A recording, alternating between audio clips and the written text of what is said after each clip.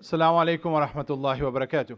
Brothers and sisters, many of you are asking for Wi-Fi, password, and so. It's working. However, it's not working. The reason is, thank you. The bandwidth is, of course, limited. We have multiple lines, but we have to give priority first that we can run a hybrid conference, that the streaming, correct? So that's one reason.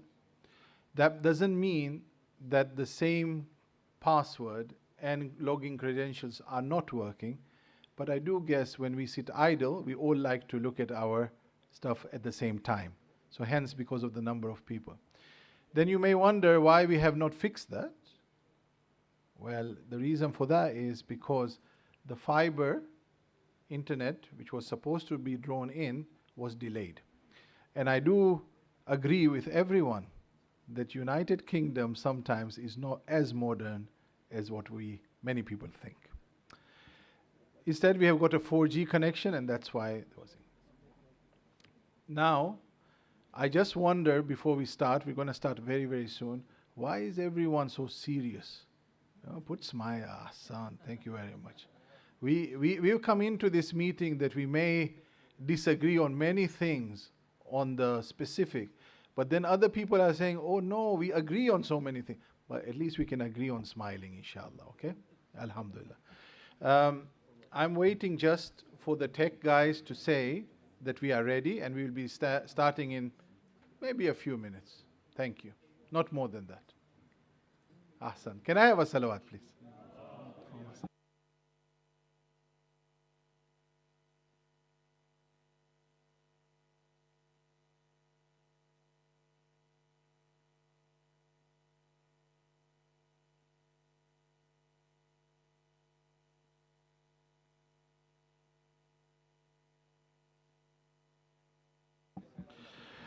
And I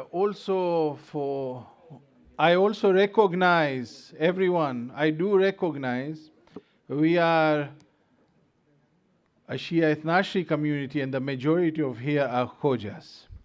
Now that means that we will have opinions about everything, including how we sit, how we eat.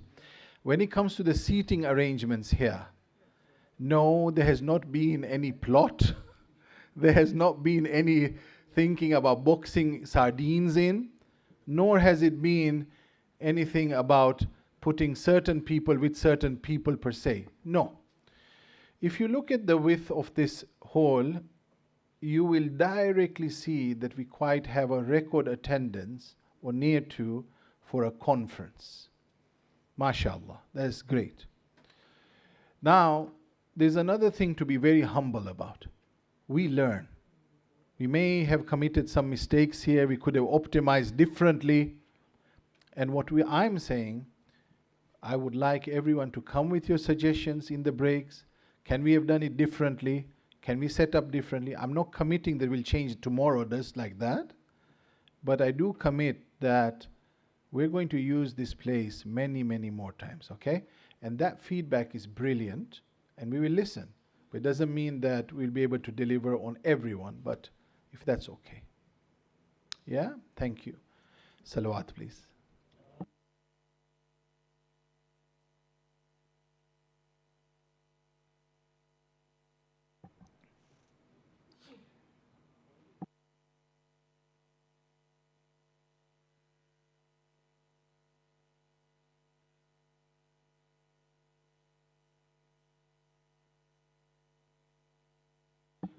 You know, before we've started the meeting, we are allowed to speak about other things as well. Dr. Mohsin, I see that you have just arrived there. Do you have any nasiha, any health advice, anything else which you would like to share? Karibuni, please, come. Come here. Nahi. I'm very happy that our Secretary General, Assalamu alaikum,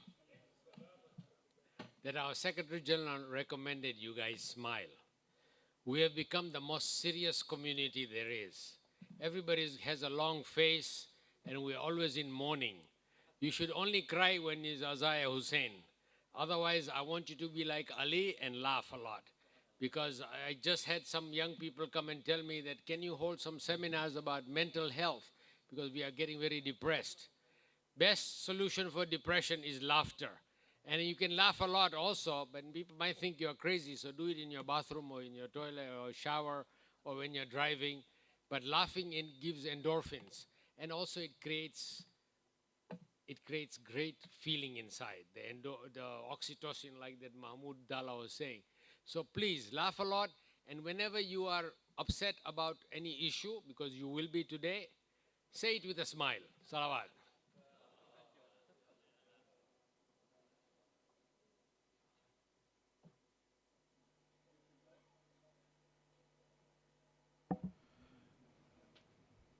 أعوذ بالله من الشيطان الرجيم بسم الله الرحمن الرحيم. Mr. Chairman, Presidents, Leaders, Executive Councillors, Brothers, Sisters, Assalamu alaikum wa rahmatullahi wa barakatuh. This extraordinary conference is now great. As you can see, the numbers are plenty. We'll start with recitation, some verses from the Holy Quran. Let us welcome a very experienced Qari within our community, living here in the United Kingdom, Qari Al-Hajj Hasnain Juma. Salawat ala Muhammad wa ali Muhammad.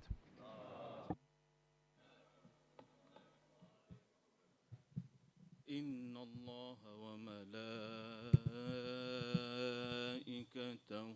يصلون على النبي يا أيها الذين آمنوا صلوا عليه وسلموا تسليما.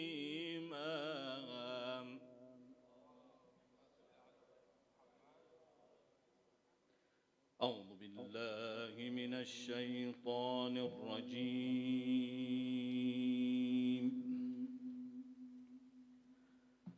بسم الله الرحمن الرحيم.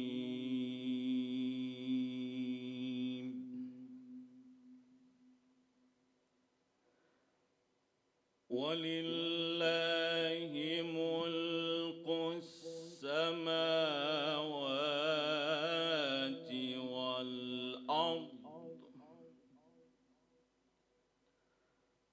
والله على كل شيء قدير.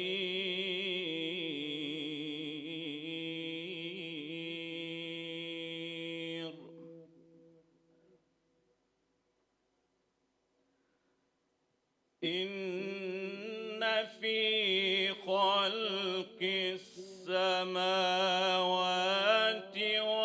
والأرض واختلاف الليل والنهار لآيات لأولي الألباب.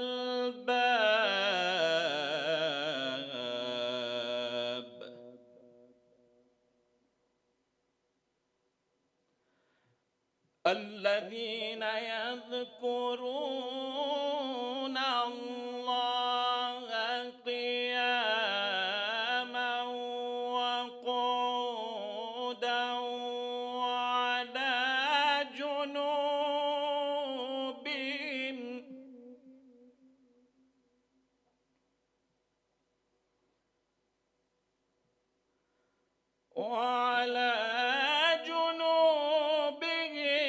ويتفكرون في خلق السماوات والأرض ربنا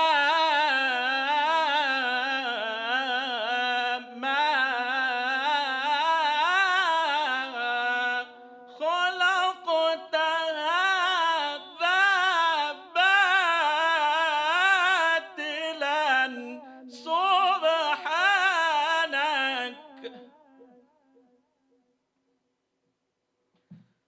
سبحانك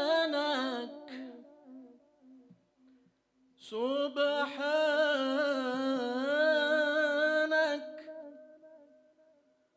سبحانك فقنا عذاب النار.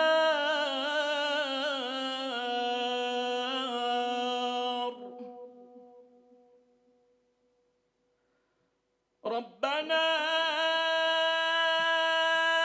إنك من تدخل النار فقد أخزيته وما للظالمين من أنصار.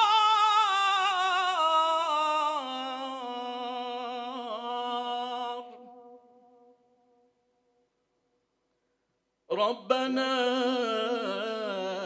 إننا سمعنا منادئا ينادي للإيمان أن آمنوا بربكم فآمنا.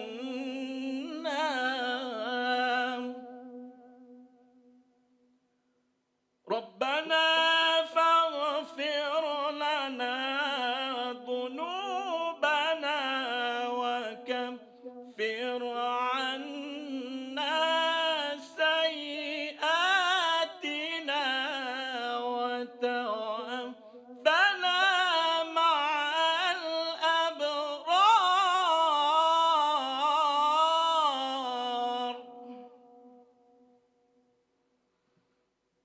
ربنا وآتنا ما وعدتنا على رسلك ولا تخزنا يوم القيامة ولا تخزنا يوم القيامة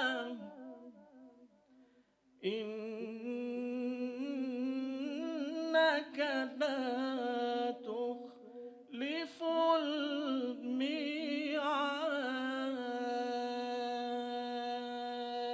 الميعاد. صدق الله العلي العظيم.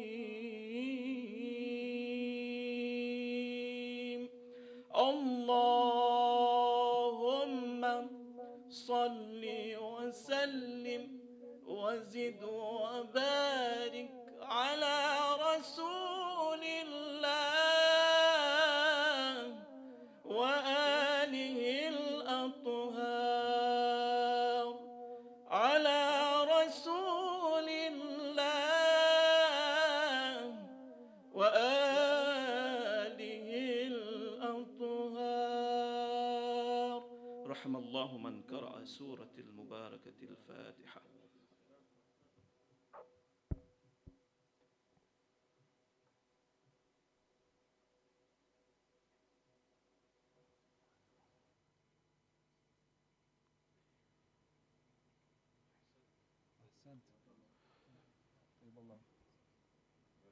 Ahsantum tayyib Allahu anfasikum. Thank you very much, Brother Hassanain.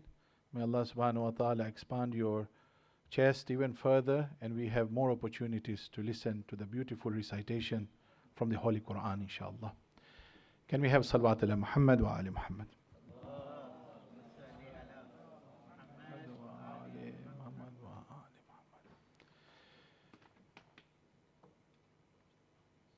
I will now hand over the mic to Al-Hajj Safdar Bhai Jafar, the chair of this meeting. Salawat ala Muhammad wa ali Muhammad.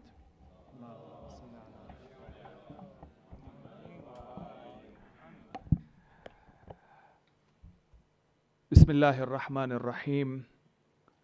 وبه نستعين وصلى الله على محمد وأهل بيته الطاهرين صلى على رب اشرح لي صدري ويسر لي أمري واحلل عقدة من لساني يفقهوا قولي. Respected scholars,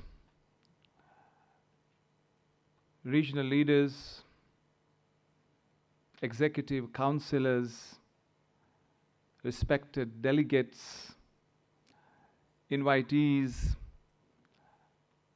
brothers and sisters, Salamun alaykum jami'an wa rahmatullahi ta'ala wa barakatuh.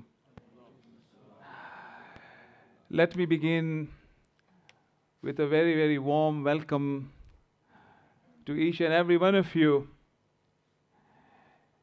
in this record gathering of this august body for this extraordinary conference to discuss matters related to the Constitution. It is really a privilege and a pleasure that we have one of the highest attendance for this conference in the history of our community, for it is a hybrid model, and we also have a number of brothers and sisters and councillors and delegates who have joined us online, and we should not forget them, that they are very much in this room with us on this journey for 2.5 days, bi'Iznillah.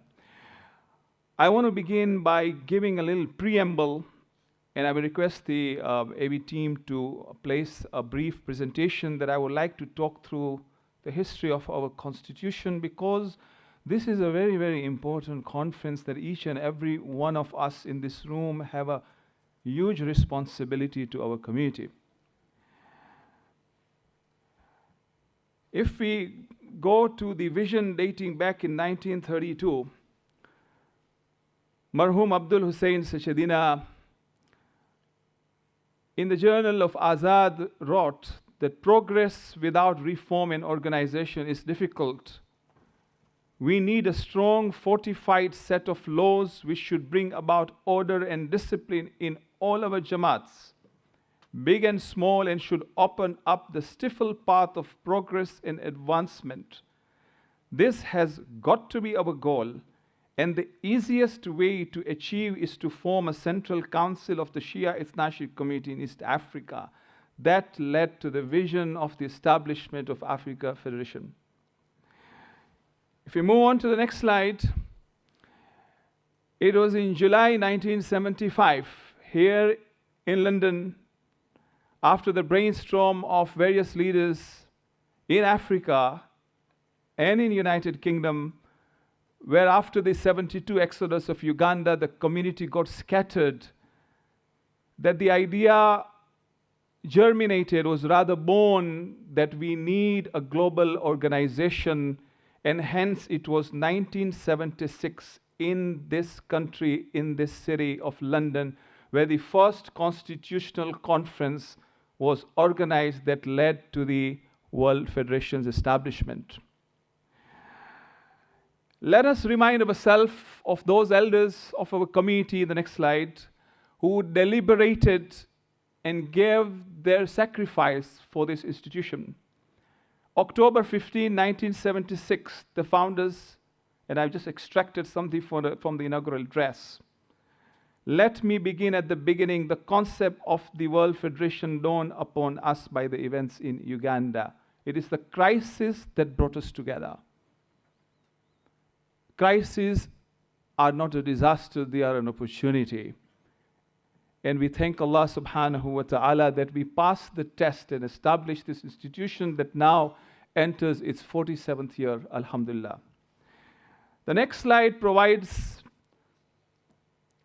just memories and reminders of Mullah Ali Rakhia Rahim, Mullah Hussain Ali Rakhia Rahim, MBE, a senior counselor from the Federation of Africa Jamaats who was there, together with Marhum Al-Asghar, who of course was the founder, but also the chairman of Africa Federation, who was addressing this opening session.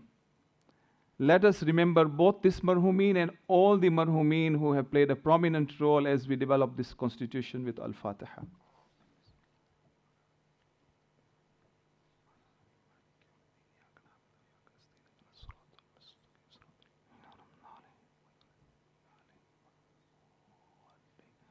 next slide, the speech by Hussein Rahim, MB.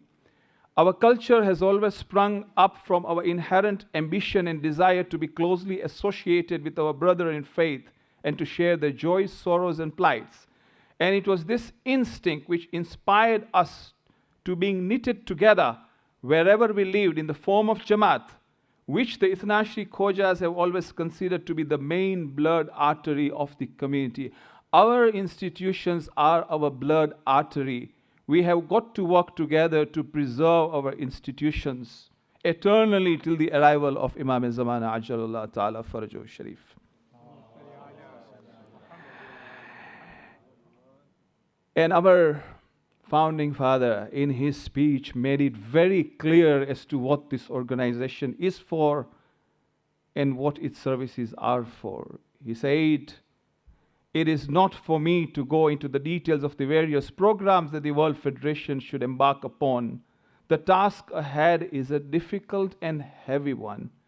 Although this World Federation is of Khoja Shia Ishnashri Jamaat services, as our history shows, will not be limited to Khojas. The workers of the World Federation and their office bearers have an unenviable task before them.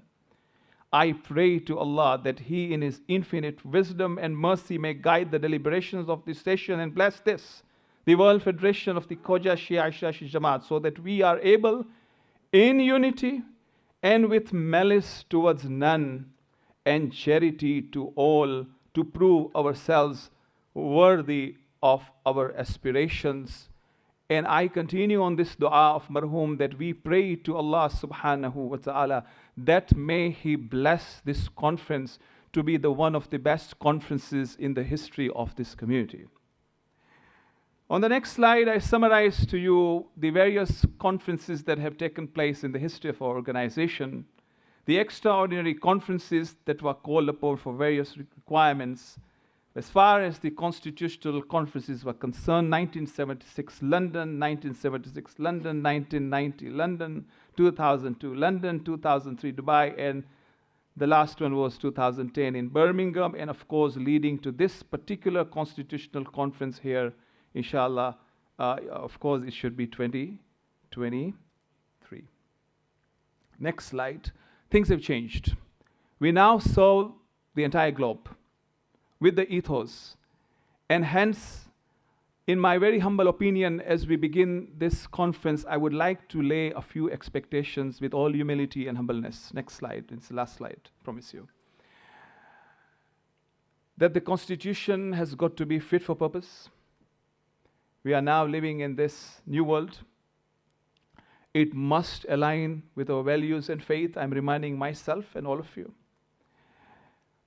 It requires consensus. It cannot be established without the support of all the 6 regions. It requires at least a 75% majority. This occurs once in 50 years. So the huge responsibility and the weight of every change is on each and every member sitting here in this August gathering. And let me make it very clear that there are no agendas. The office bearers have unanimously decided that we will be contributing very limited, if at all, in this conference, and we will listen to you attentively. And that is why you may see that we have a team on the side, and the Secretary General is here to support myself as the chairman, as well as the Constitution Review Committee that is on my right-hand side, who will provide their presentation and conduct the meeting. I remain the chair of this meeting. I am not recusing the chair for this meeting. It is my fiduciary duty, and inshallah, I pray to Allah subhanahu wa ta'ala with your du'as that we are successful in the deliberations. I have a humble piece of advice for all of us, and this is in line with my teacher, Sheikh Murtaza Alidina Hafizahullah, who has always guided us in terms of maintaining certain ethos in line with the Quran and Hadith in our deliberations. And the verses from the Holy Quran, as far as our conduct, are clear. Of course, we want a constitution that is full of justice and fairness. And the Holy Quran repeats many times in Surah Al-Rahman, ألا تطغوا في الميزان وأقيموا الوزن بالقسط ولا تخسروا الميزان والأرض وضعها للأنام. Repeatedly, the Holy Quran refers to mizan, which is a scale, a balance, where equity and justice is adhered to. And the second principle is how we deliberate. We can discuss any matter. Everybody can have their views, and that will be respected, I can assure you. But my humble suggestion is to do with the lesson that we get from the Quran and Hadith, and I will just recite another words from the Quran. وَكُلِّ عِبَادِي يَقُولُ لَتِي هِيَ أَحْسَنُ. O Messenger, tell my worshipful servants that they should speak only with the best, politest, and most thoughtful words. Why? إِنَّ الشَّيْطَانِ يَنْزَعُ بَيْنَهُمْ. Why? Because it is the shaitan that plans, that provokes, that urges ill feelings, that creates animosity, that creates strife amongst them. By how? By taking advantage of bitter words. وَكَانَ لِلْإِنسَانِ عَدُوًّا مُبِينًا. Verily, shaitan is a poor enemy. So we work on those principles of love, respect, and argue, but in the best of men, inshallah. And I will end with just a few reminders from Hadith and the Holy Quran. The Quran says in chapter 4, وَقُولُوا لَهُمْ قَوْلًا مَعْرُوفًا. Speak to them politely with kindly, honorable words. وَلِيَقُولُوا قَوْلًا سَدِيدًا. Let them say what is accurate, appropriate, just, upright, right words. وَقُلْ لَهُمَا قَوْلًا كَرِيمًا. Speak to them, this is for the parents of course, with honor, kindness, nobility, graciousness, respectful words. فَقُلْ لَهُمْ قَوْلًا مَيْسُورًا. Speak to them gentle, courteous, kind, hopeful words. This is a reminder to myself and to all of us that we should try and adhere to that, because that will make everybody's life easier, inshallah ta'ala. And I think with that, it is only right that I request the chair of the Constitutional Review Committee to present to us the proposed new draft constitution that the team has worked on. So I will request Arif Bhai Asaria to provide the preamble to the House. Thank you very much. Thank you, Mr. Chairman. Indeed, when they said up here's the hot seat, I didn't realize it was physically hot here. So, yeah, inshallah, we'll fix that tomorrow. Thank you, Mr. Chairman, and thank you. I'm humbled to have this opportunity to be here in front of you after being appointed as the CRC chair. With me, to my right, I'd like to introduce Dr. Maqbul Rahim, who has been very instrumental in the writing and the legal aspects of the Constitution. And to the right of him, Brother Rasul Bawani, representing COEJ. And to the right of him, I can't see him most of the time, he's playing golf. And to the right of him, our esteemed colleague from India, Federation Secretary Mohsin Bhai Dharamsi. And to the right of him, Brother Ali Hassan Ali from Nasimco, representative from Nasimco, hailing from New York. We're missing Brother Jafar Bhai Dharamsi, am I right? And we have also Brother Arif Ali Hirji, who was part of the Constitution Review Committee as well. So, in fact, there were representatives from all of the regions provided by the regions themselves. We did not select them. So they were represented from the 6 regions, and we're also missing the region from Australasia today. So the 6 representatives from each region, a representative from the office bearers, a representative from the Election Commission, and any other member that we may, the CRC may want to bring in for their expertise in constitutional matters. So that's why we then invited Brother Maqbul Rahim. So this makes up the 9 members of the CRC. And to take the advice from my friend, Nismiko colleague, Brother Dr. Mohsin Jafar, कौन कहता है मेरे महबूब गंजा है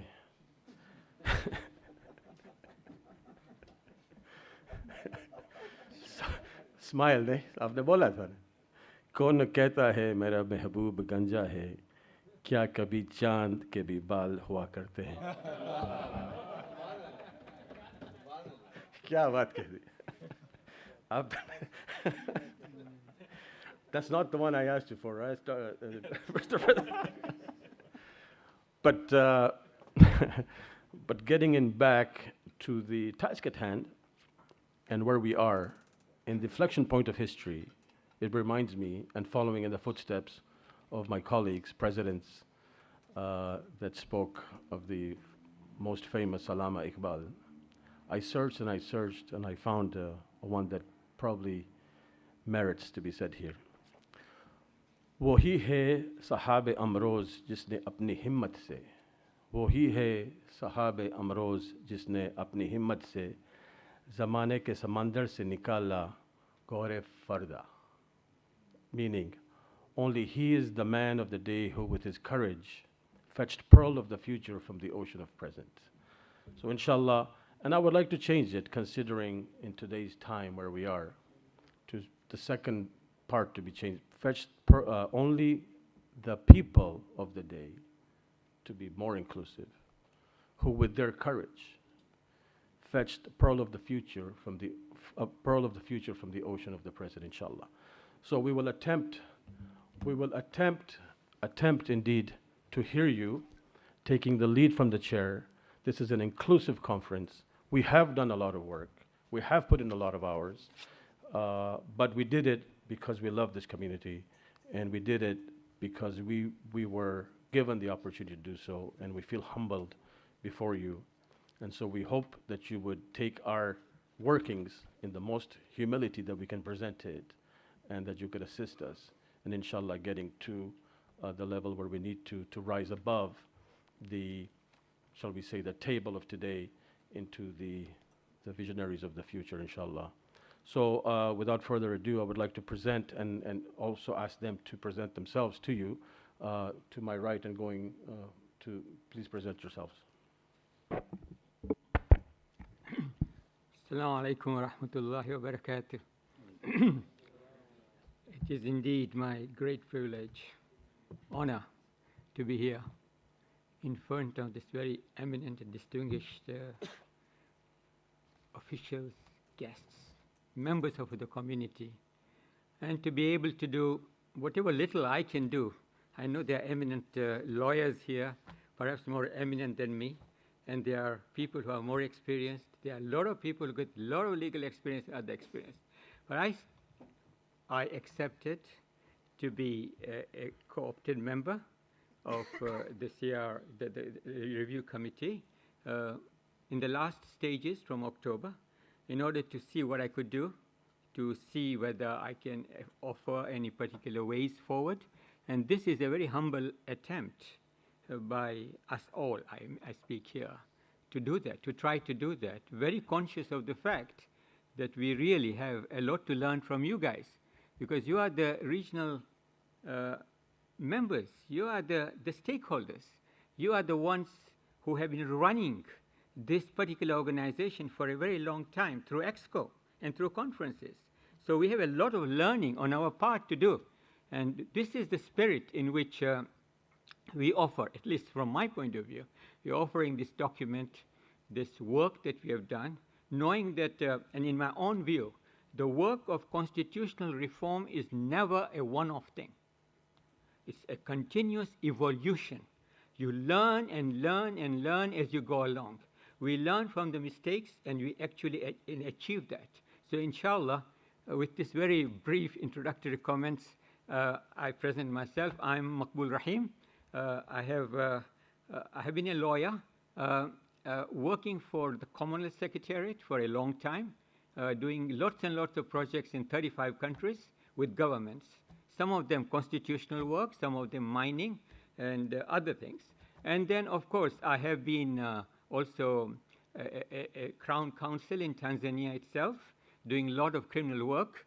And lately then, after doing research on mining, etc., I actually also went for a doctorate degree in Islam and environment, which I've now got from Middlesex University and I have a great interest in ensuring that our community can benefit from our work, or my thesis, my findings, my research in that field. With that, I'll stop. Thank you.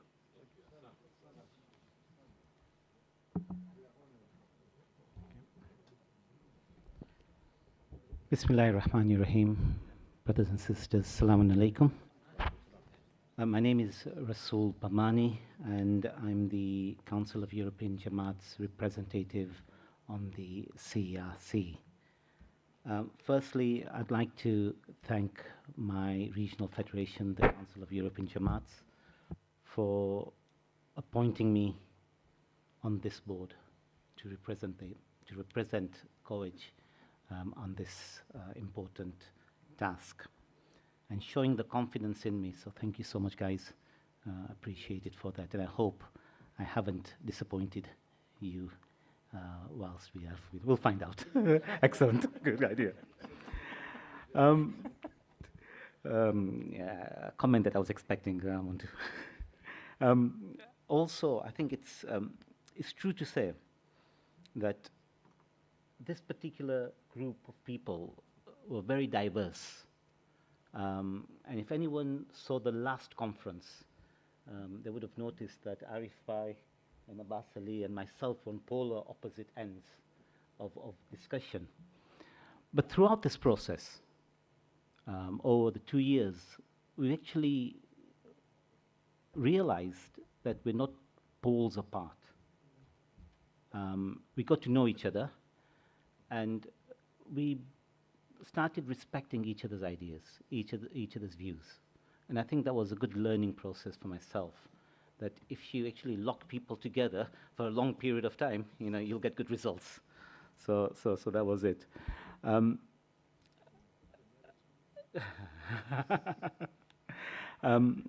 Saying that, the document that is in front of you is basically, like Arif Bhai said, a combination of a couple of years, over 1,000 of hours of hard work.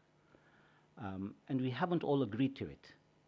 Majority have, but that's not a problem, because diversity within our own communities is a good thing. If we all sat here and agreed with everything, it would be a really boring path ahead. And it's not something that would challenge us. Disagreement actually challenges us, if done in the right manner, like the President said. So I'll stop there, but thank you so much. And also, whilst our deliberations, like I mentioned, there was a robust discussions at times. So if I have hurt anyone's feelings during this period of time, then please forgive me. So with that, I'll pass over to you. Assalamu alaikum, Chair. With the permission of Chair, I represented CRC on behalf of AFET. When the ship started sailing, in between, on the 6th meeting, I joined the CRC. I did contribute according to my knowledge and experience. I was positive. The whole team was positive. I can assure you there are some good work and there are some reservations. There have been times where I have abstended.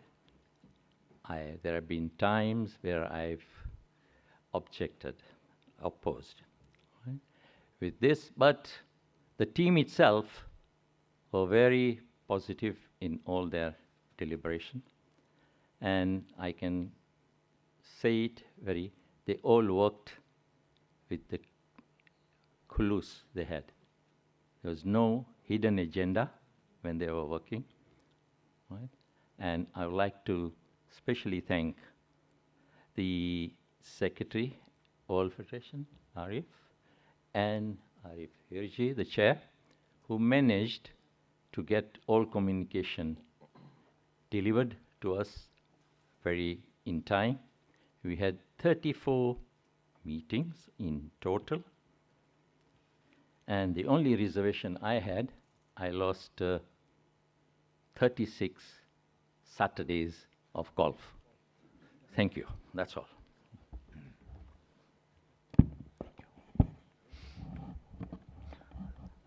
I'm Hussein Dharamsi. It was a great privilege for me to be part of this committee to draft the new constitution, proposed constitution for the World Federation. I was involved in 1976 with the first constitution and the founding of the World Federation. But to work with this team, 9 of us, I was impressed by the commitment and the regular attendance of everybody, giving up golf and other responsibilities. And we tried to do our best to produce this constitution. I find it interesting now that we have the constitution was sent out, some of the comments and new suggestions that have come from the regions and from the general public. It's interesting that many of them we had already looked at and considered in the CRC. I personally am fully committed to what is being proposed. I think it's the best possible solution we could think of. There has been a little bit of maneuvering to satisfy people, but I am fully committed to what is being proposed. And I look forward to, inshallah, that most of the clauses, if not all the clauses, will be approved by this conference. Thank you so much. Bismillahirrahmanirrahim. Assalamu alaikum, everyone. I wanted to begin with expressing my humble gratitude to my regional federation, Nasimco, and Brother Arif Jaxi and his team for entrusting me in representing Nasimco on this wonderful committee. As you can see from everyone to my left, there is a wealth of knowledge that anyone would learn a ton from these individuals. And it has been my absolute honor to be part of this discussion and to contribute whatever little I could from a Nasimco perspective. And my humble request is to allow this to be a start of a discussion and not an end to one. So let us please treat it as such, and inshallah we will come out of this with an amazing document that we can all agree on that will take us decades further. Assalamu alaikum wa rahmatullahi wa barakatuh.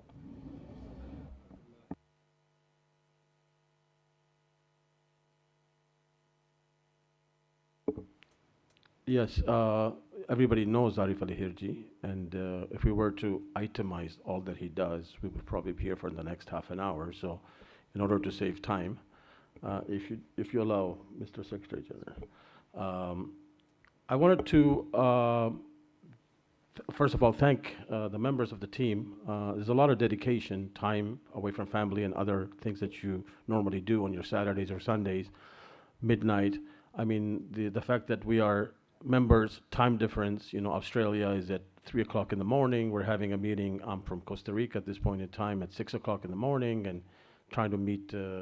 So it has been difficult, but that's the challenges that we accepted. I want to read an excerpt to you before we officially sort of begin the presentation. And this is the Constitution, how did it happen? And then you can figure out exactly what I'm talking about and how it applies to you. And taking some sort of liberty with the comments made by President Salim Bhai in his speech about how people can work towards a goal that they're never going to see or be the beneficiaries of, and they put the time and effort into it. Perhaps this is part of our ethos and our culture, that then we remember our marhumeen that passed on this legacy of serving. So here's an excerpt from the National Archives. Just a few years after the Revolutionary War, James Madison, Alexander Hamilton, and George Washington feared the young country was on the brink of collapse. America's first constitution. The Articles of Confederation gave the Confederation Congress the power to make rules and request funds from states, but it had no enforcement powers, couldn't regulate commerce or print money. The states' disputes over territory, war pensions, taxation, and trade threatened to tear the young country apart. Alexander Hamilton helped convince Congress to organize a grand convention to state delegates to work on revising the Articles of Confederation.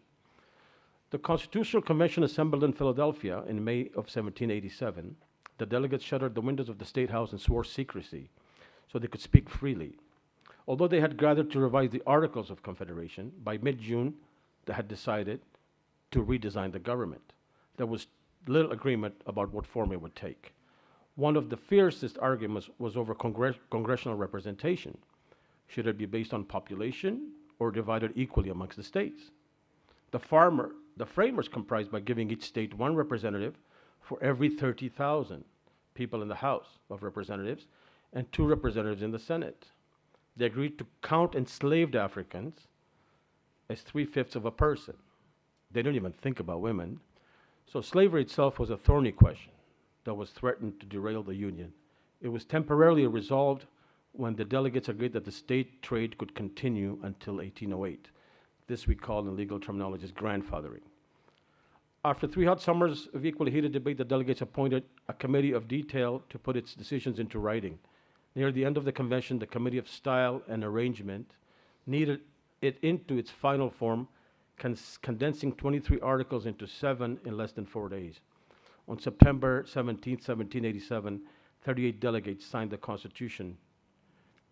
George Read signed for John Dixon, for Delaware, so forth and so on. Thereafter, upon ratification of the U.S. Constitution, there have been 27 amendments. And so we cannot think of a constitution as a static document. It has to live, it has to be planned for the future and live for today. So with that and with that humility, we present to you the workings of the CRC Constitution Committee that is comprised of the following. We will present to you the SOP and its main bullet points and benefits. Thereafter, we will present to you the ADR, the alternate dispute resolution, and then we will present to you the holistic document that brings it all together, currently known as the draft constitution. But hopefully, we hope and expect that you offer your amendments, and hopefully we can come to a resolution together. So as we leave this weekend, we can make it so that it be recorded in history to be known as this people of courage who snatched the pearl of the ocean today. Thank you. So we have invited, as you know, part of the SOP, if you can give me the bullet points on the SOP, please. So the list of key improvements made in revised draft of the SOP has been revised to provide streamlined standard operating procedures for the election of the post of the President of the World Federation through electronic voting. Nominated candidates' eligibility and acceptance requirements clearly defined. Mediation arbitration process clearly defined for handling complaints, specifically against the Electoral Commission or against other candidates or persons and not the Electoral Commissioner. General Data Protection Regulation Compliance Statement Incorporated. The GDPR will be known as such. New electronic election through expert third-party election data processing institution for worldwide grassroots election of the post of the President of WF, provided for in the revised Constitution and the SOP. Criteria for the selection of e-voting service provider defined. Election results declaration template incorporated. The Electoral Commission shall declare President-elect only when the conference appointed councillors, the candidates, representatives, and the Electoral Commission unanimously certify on the winning candidate based on having received the highest electoral college points. Those are the main points of the SOP. Because we started a bit late and I'm very keen of time, we have the invited guest from My Voice, which is the company that we are proposing for selection of the electronic voting. And we have Mr. Simon Thompson and Ben Thomas available to give us their presentation, and then we will take your questions and answer them through the chair. Thank you.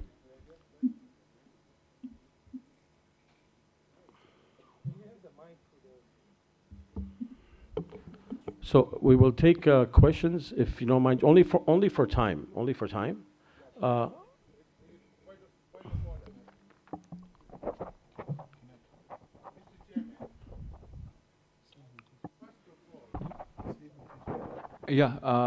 Mr. Alhaj Mohammed Bhai Jafar, point of order. Is it Point point of of order. Okay. First of all, where has the authority come from?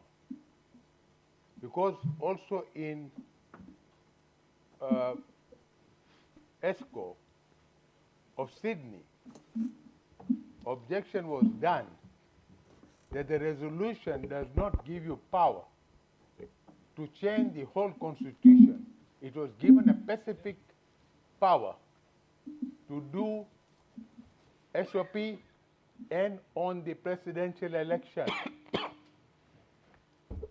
You said to the African Federation delegation,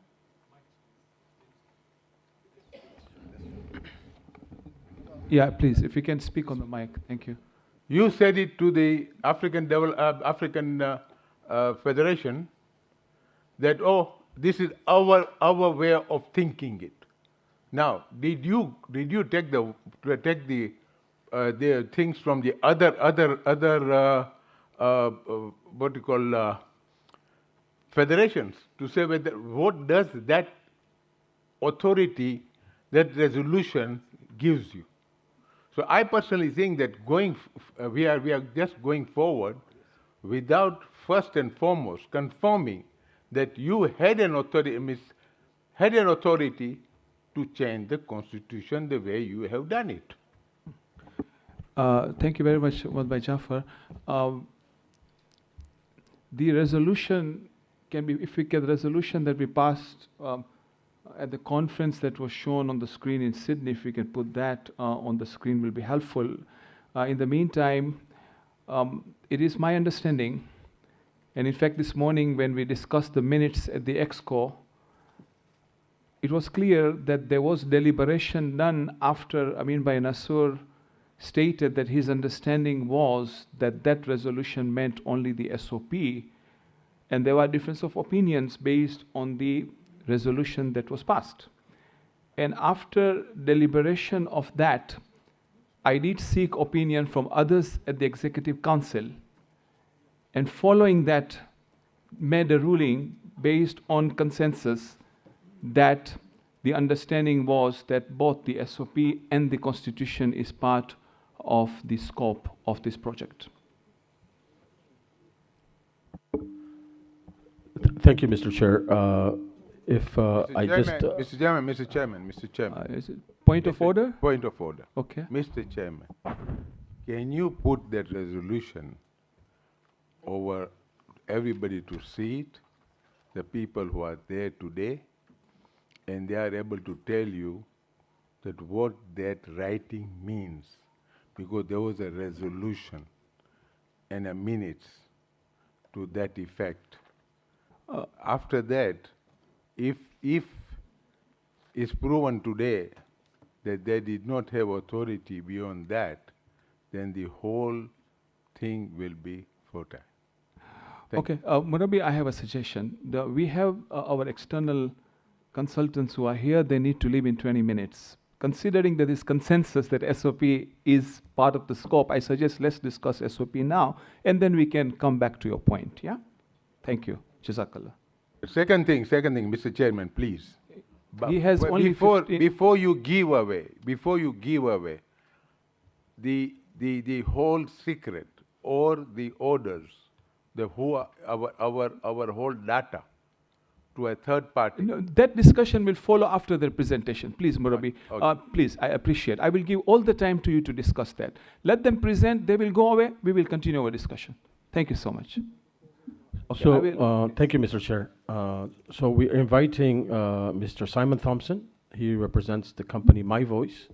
They have consulted with us on what they do. They provide electronic voting across the globe for the Commonwealth I think the Youth Commonwealth and so forth, and have extensive experience over the past 20 years. And I'd like for him to make a presentation to this august body, as well as thereafter take questions through the chair, and then hopefully allay your concerns regarding what Murabi just pointed out. Thank you very much. Please go ahead, Simon. Thank you. So what I'm going to suggest is I will start with a small presentation and put some slides on screen. If there are any questions, feel free to ask as I move through the presentation, or if you want to wait until the end, you're welcome to. So in terms of some background, I am one of the directors of the company. My Voice have been providing election services since 2006. We work with approximately 400 organisations. Most of those are based in the UK, but we have a global network of organisations that we work with as well. We create our own technology. We have our own voting platform. We have our own technical team that support that and develop it. And we have a team based in Southampton, in Hampshire, in the UK, that look after all of the support and all of the delivery. So in terms of the types of organisations that we work with, our remit is really around trying to encourage as much participation as possible within the projects that we manage. We try and think of different ways of making a process accessible, straightforward for individuals to participate in, which we think then will give an opportunity for more individuals to participate. We look at technology as a way of both reducing cost and also to try and encourage more individuals to participate, which can also have an impact on things like travelling and an environmental impact as well. I haven't put all 400 organisations that we work with on screen, but in terms of the sectors that we work in, we have a large range of membership bodies, professional bodies, trade unions. We are an approved trade union scrutineer in the UK, and that means that we are certified by the UK government to be able to support statutory ballots and elections. We work in health, education, number of political parties as well, and a number of government bodies and NGOs. So it's a real range of different sectors that we work in, and the experience and knowledge that we gain from projects we share across different sectors. So we may well pick up on certain suggestions or developments in one sector, and we will bring that into another, just to ensure that our clients are gaining from the experience that we've had and the successes that we've had. In terms of the organisational chart, so my chief executive was going to join today, but he's been unable to. As I mentioned, I'm one of the directors. We have a delivery team, we have a technical team, marketing resource, and it's all in-house. So all of the projects that we create are all supported by My Voice. It means that we can be flexible in terms of functionality, and it means that we can be responsive when clients have particular requirements or particular needs. We don't have to wait several months and put different requests into different departments. They're things that we can deal with internally and respond to promptly. Here's just some pictures to put some faces to names for the delivery team.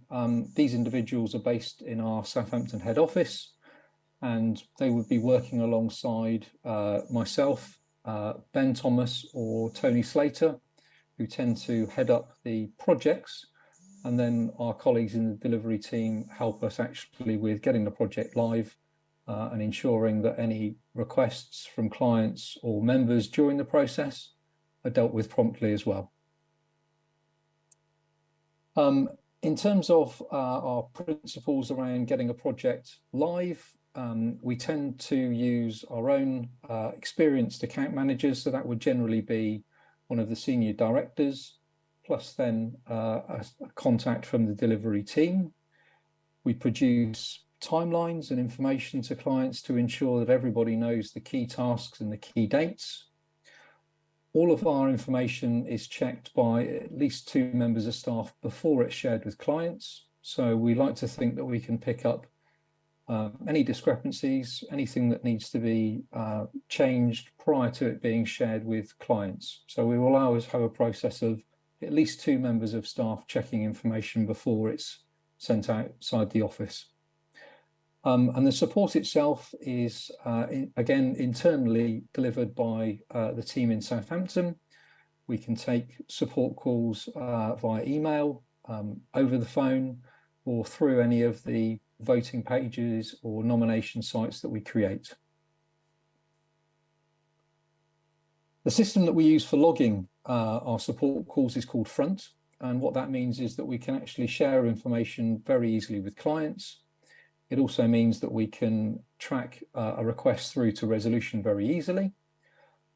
We do have some suggestions around how to deal with some of the more regular support requests that we have.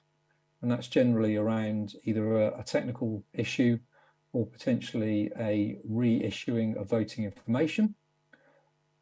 We do provide out-of-hours support as well. So we're not just limited to a Monday to Friday, 9 to 5, as some organisations will. We do have our out-of-hours support for our clients, especially if they've got processes which are running globally, then we may well need to extend our support office hours, and we do.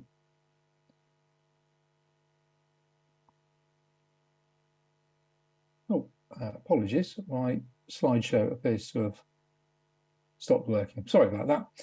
And then in terms of just a very short introduction around security. So the organisation is Cyber Essentials Plus accredited. That was accreditation we gained last year in 2022. All of our data is hosted in the UK, and we use a system called Microsoft SharePoint, which may well be familiar to a number of people. All of our staff go through a data protection and a data management course when they join the company as part of their induction. And then we will also have a regular annual review of that information as well. So that just ensures that everybody in the organisation that has access to a client's data has up-to-date training. So should any particular accreditation or requirements change, we can ensure that that information is transferred to staff regularly.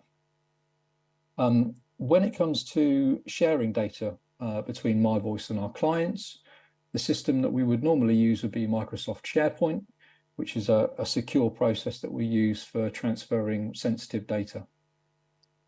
When we get to voting stages, all of our data is hosted in London. So it's a secure data center that we have, a company called Vostrom, and it's a relationship that we have in place for a number of years. And then in terms of some of the testing that we do, we have regular testing that we run through third-party applications. So this is a penetration test which runs weekly.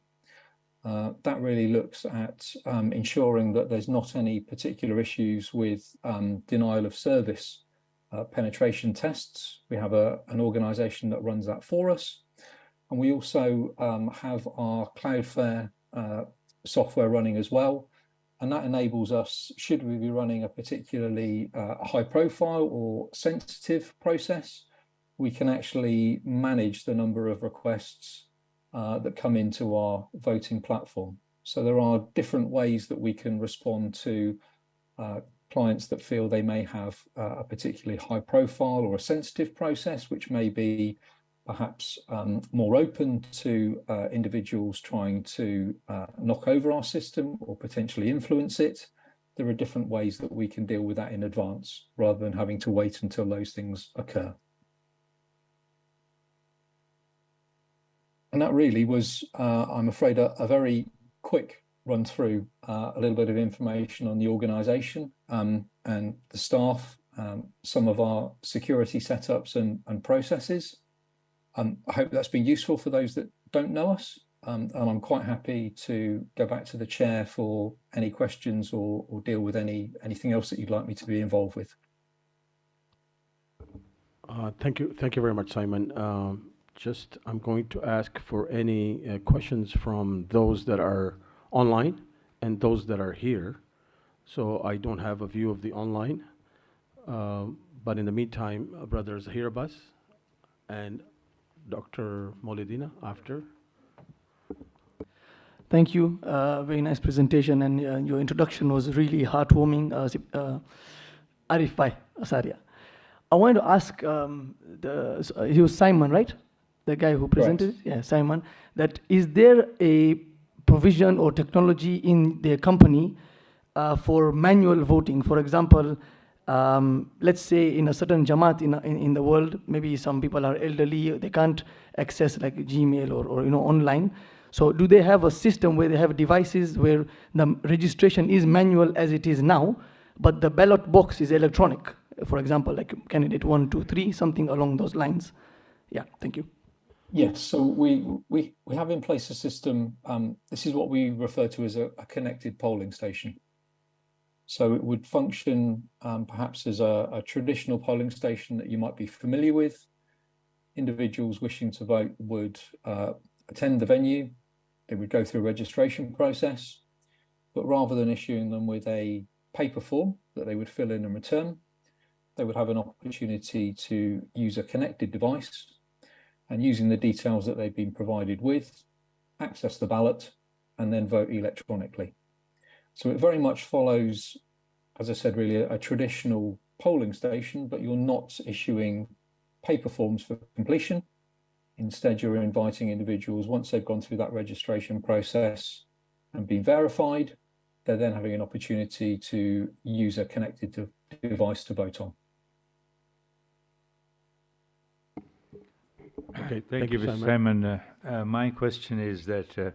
I'm sorry, can we just, Dr. Molidin, okay, go ahead. Then thank you, Simon. My question is, I don't know whether you're able to answer this at this stage, but with a community of our size, probably having 20 to 25,000 voters list, what would be the approximate cost of such an exercise?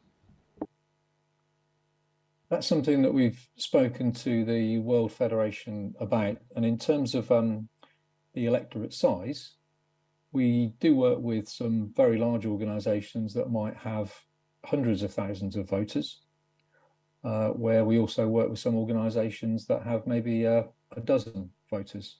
So we price our services accordingly. We're competitive, and it really will depend on exactly the mix of services that we provide. This is not just a straightforward process of a ballot being set up and inviting members to vote. There's a lot more behind the scenes. So we are having conversations with the Federation about exactly what services are required, and we'll ensure that the price that we submit is competitive, and we'll ensure that that meets their criteria in terms of budget for the process.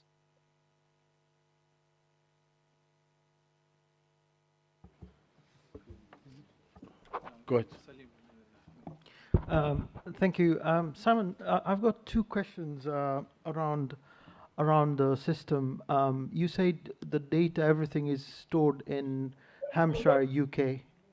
The issue, obviously from a UK perspective, UK organization, I think will be fine with the data being stored in UK. But then you have regulations around US, European, India, Australasia, and they have their own data compliance, whether you can take out of the country or you can store it in another country. How does that comply with this? That's number one. Second question, which more or less mirrors the data itself. I don't know whether you've agreed a scope of the data. Would it be just the name, email address, and phone number, or there'll be more fields to it, or this is something which hasn't been scoped into how the voting process is going to take place? If you can elaborate those two, that'll be helpful. Thank you. Of course. So in terms of the hosting of the data, as I mentioned, we do work with a range of global organizations. So we are quite happy to review individual requirements based on a region or country requirement. So if there are agreements or documentation that need to be slightly different to take into account any regional variations, then we're quite happy to explore that. And we've got experience of putting those types of agreements in place. In terms of the scope of the data, again, that hasn't been finalized. We have been talking about different services. and potentially then different data sets that would be needed, but nothing at this stage, I believe, has been finalised. It's likely to be information related to the individual, so we have some way of identifying them, but exactly what that data is yet, I don't know. And we may well then have contact details for certain individuals as well, although all of this yet has to be finalised.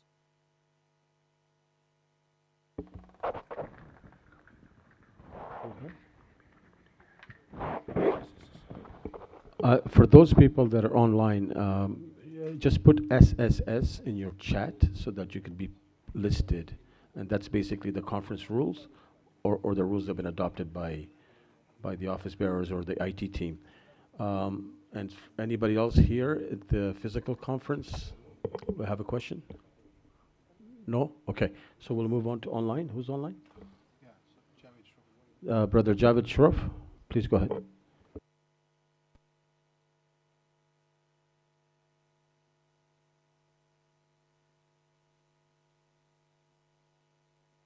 Brother Javed Sharaf, please go ahead, online.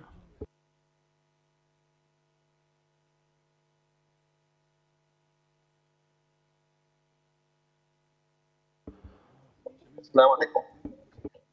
Assalamu alaikum, everybody. Vadil Murabbi, Jumma Mubarak, Safdar Bhai Jafar, office bearers, and all my Vadil Murabbi present at the conference. Assalamu alaikum.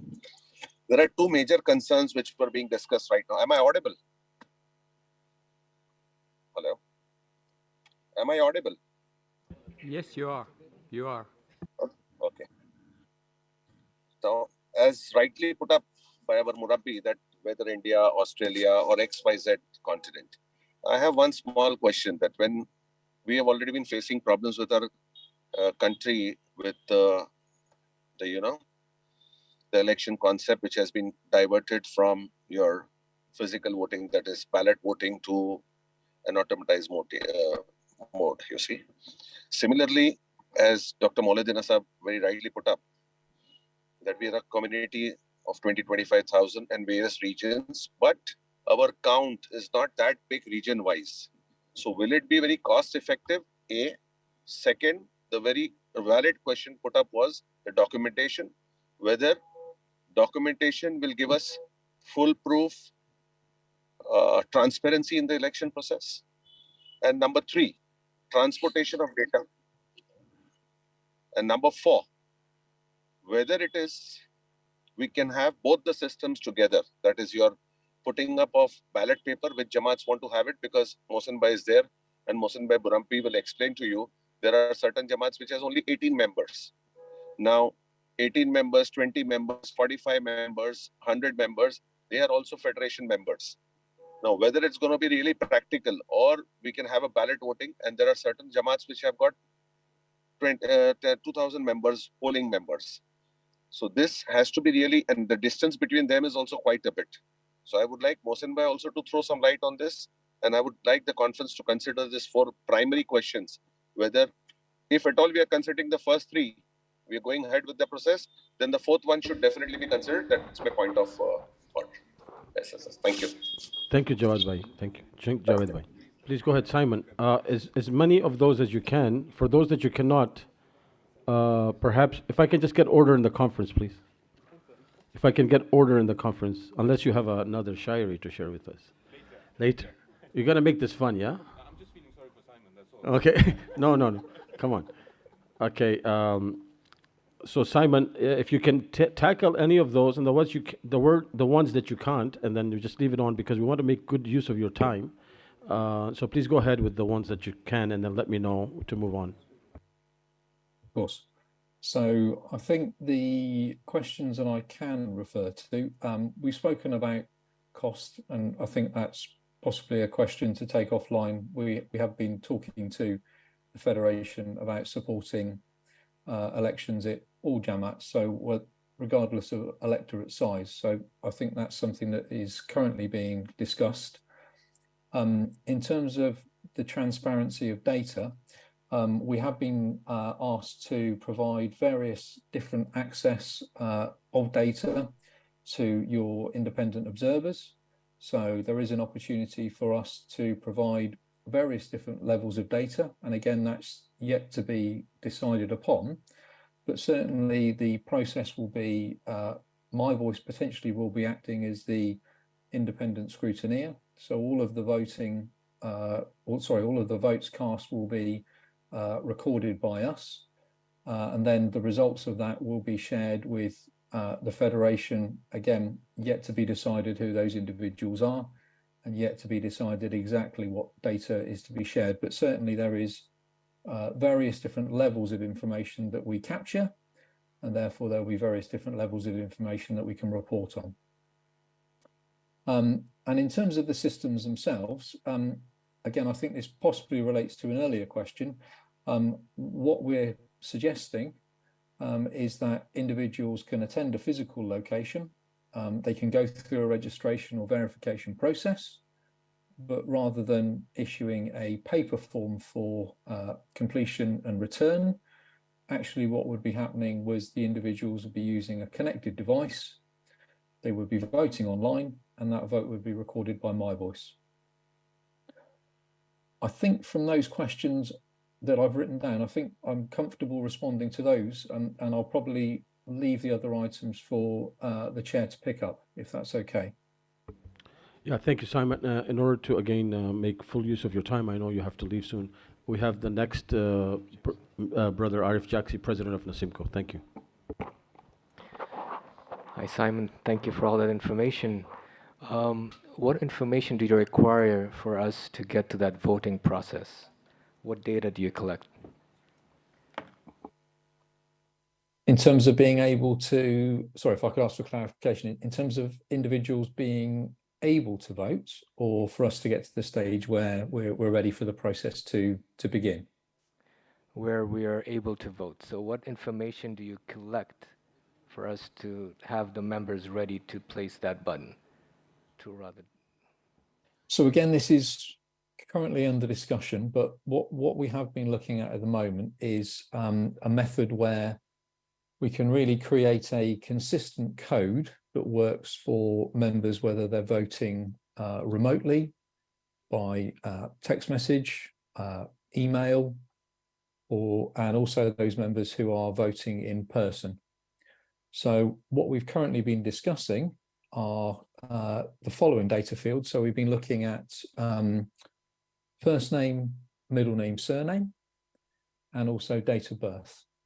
Now, whether those are the final data fields that we decide to keep or not, but those are the ones that we're currently exploring. And the reason that we have really identified those 4 fields is that we feel confident by using those, we'd be able to create a unique code for individuals. So that would enable us then to ensure that everybody who's voting, regardless of how, so whether that's via a communication, via email, via a text message, or in person, it's a consistent approach that we've got to creating the voting codes. But as I said, this is very much in discussion. It's yet to be finalised, but that's what we've been discussing currently. Just a follow-up question, if I may.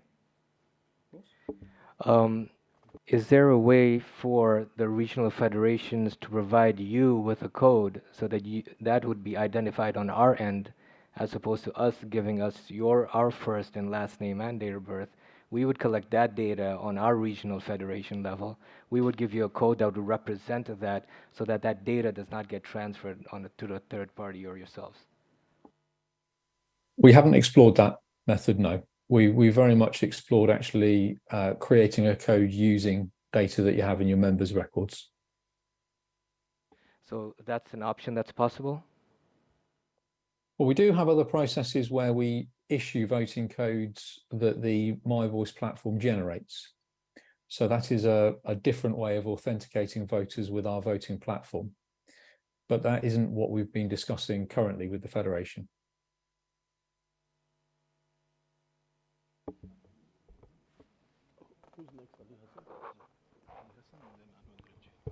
Brother Ali Hassan, please.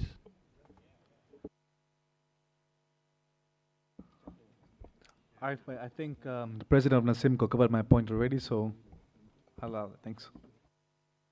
Yeah, but you say it nicely. Come on. Let's put you in the minute book, yeah?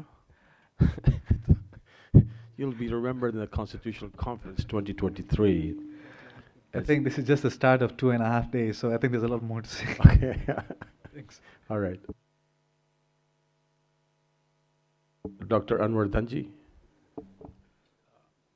Simon, thank you very much for the presentation. One of the biggest concerns for a system like this is hacking. So how secure is the secure data? Because even the most robustly secure data these days with the WizKids around can be hacked. So can you give us an assurance as to how your system is so fully secured? Yeah, it's a good question. So my voice recently undertook a very high-profile election for the leadership of the Scottish National Party. So this was a process that was covered extensively in the press in the UK, and we actually took advice from central government about how to set up the voting platform, really to ensure that we'd taken as many steps as possible to ensure that it was secure and robust. So what we're intending to do is to take that information that was shared from GCHQ, who are one of the governmental bodies, and apply that to your election. So the process itself was run quite recently. It was run within the last 3 months.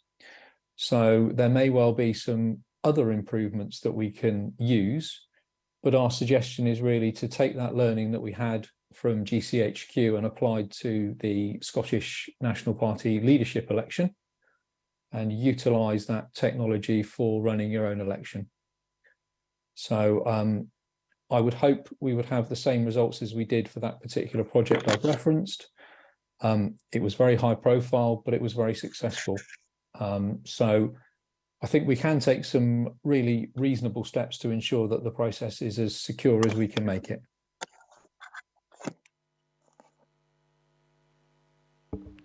Thank you, Simon. I'm just checking on. Okay, we have one more question, but that doesn't pertain to Simon. So I'd like to know if there's anybody else so that I can just bid adieu to my friend. Is there anybody else here or online? Okay, there being nobody else. Simon, thank you very much for your time, and kindly convey our apologies to Ben. I know he wanted to be here. Ben is the director of the company, and hopefully we'll get a chance to meet with him or speak to him later. Before I let you go, could you give us a basic breakdown of the countries that you currently or have run elections for, and try to include the ones in North America, Europe, Africa, and India, Pakistan, if you can. Just doesn't have to be precise or exact, but please do so for the benefit of the conference. Wow. Okay. So I need to think then about the various countries that we've worked in. So if I perhaps start North America. So we've run processes in Canada. We've run processes, I believe, in certain states in the United States of America, but those are restricted to certain regions rather than countrywide. In Europe, we work UK, Ireland, Germany, France, Romania. We work in Thailand, Malta. I'm thinking in South America if we have any organizations. I can't recall any organizations immediately in South America. And I'm trying to think if there's any other ones that we work with. So we do have organizations that have members in other areas as well in terms of global membership. So those will extend into India, Pakistan, Saudi Arabia, Qatar. So there are organizations where we work with members based in those areas as well. Sorry, I wasn't expecting that question. So those are probably the ones that I'm comfortable saying. I'm guessing that there are others, but I'm afraid I just don't have that knowledge to hand. Is that information available on your website, or can you provide it to us at a later date? Oh, I can certainly provide it to you. Yes, given a bit of time, I can put together a comprehensive list. Absolutely no problem at all. Well, since we're going to be here for the next 72 odd hours, is it possible to get it later by tomorrow? Of course it is. Yes, of course. Thank you. Thank you, Simon. We'll be getting in touch with you and advising if there's any other additional questions. We'll be providing that to you in writing. Thank you so much, and kindly convey our kind regards to Ben. Thank you. Have a good day. Pleasure. Thank you very much. Bye-bye. Blondie, Blondie. Reminds me of my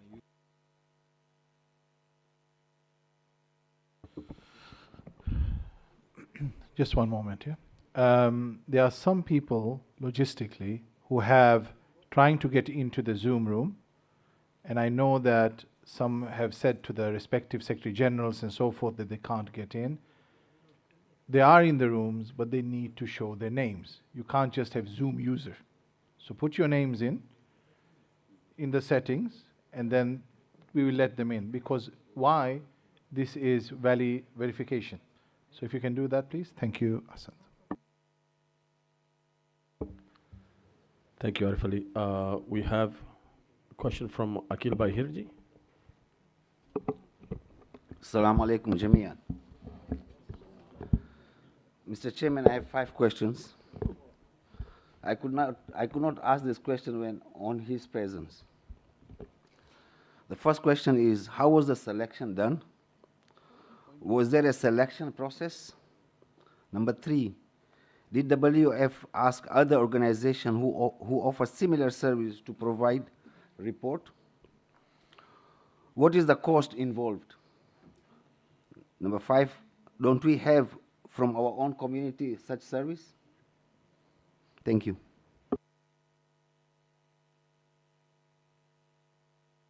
Thank you, Akil Bhai. Okay, the selection was done. So I'm going to give you some context, yeah? So when we have the 9 members of the Constitution Review Committee, we looked at the Constitution. It's in sort of holistically, and we decided that there would be multiple streams to break down. One of the streams was the SOP. The other was the structure, and the other was the writing. So the SOP and the ADR were piled together. The SOP lead was Jafar Baid Ramsi, and as the electoral commissioner, and he reviewed. Can I have order in the room, please?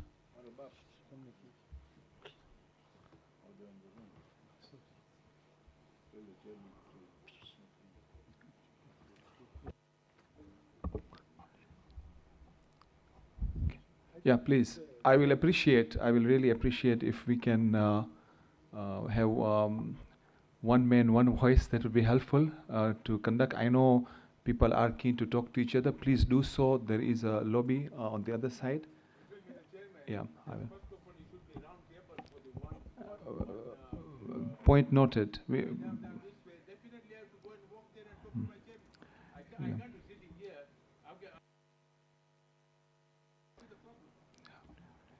Thank you.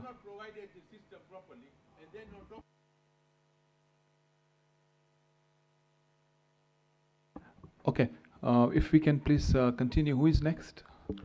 No, I was answering Akil Bahirji's questions. So on the selection, so eventually Jafar Bhai viewed the profiles of many. He's not here to answer that, but he selected this as a potential. Remember, it's a potential. It's up to the conference to decide which potential provider it can be. The selection process, it hasn't been selected, so there's no process per se. Did we ask others? We haven't selected anybody, so there's no point in asking. What we wanted to do is use this company as a learning as much as we can as to what services they provide. The cost, there's some rough estimate of cost, what it would cost, but it would be less than and more accurate and more timely and more efficient than the current manual system that we're doing. So you have to compare cost comparatively. And do we have others from our own communities? Yes, we potentially do, but we haven't solicited anybody because this would be something that the community or the conference may say, okay, let's set up a committee to select. What we are proposing, and if you can read the SOP, it says a data electronic voting services provider does not have my voice as a company. So we're providing, and they have been kind enough to provide us consultation over the course of the period that we have consulted with them. Pro rata, I mean, gratis, without any cost to us. And some modifications are required on our part as to how we run our elections. But inshallah, I think overall, they have done this for many, many years, from 2006 onwards. And if you look at the future from today onwards, it's the way to go. I mean, really, if we continue to do things the old way, then it's going to be difficult. You know, like Imam Ali says, you don't ensure that your children live for today's world, but teach them to live in tomorrow's world. Inshallah. Thank you. Dr. Mohsin Jaffer.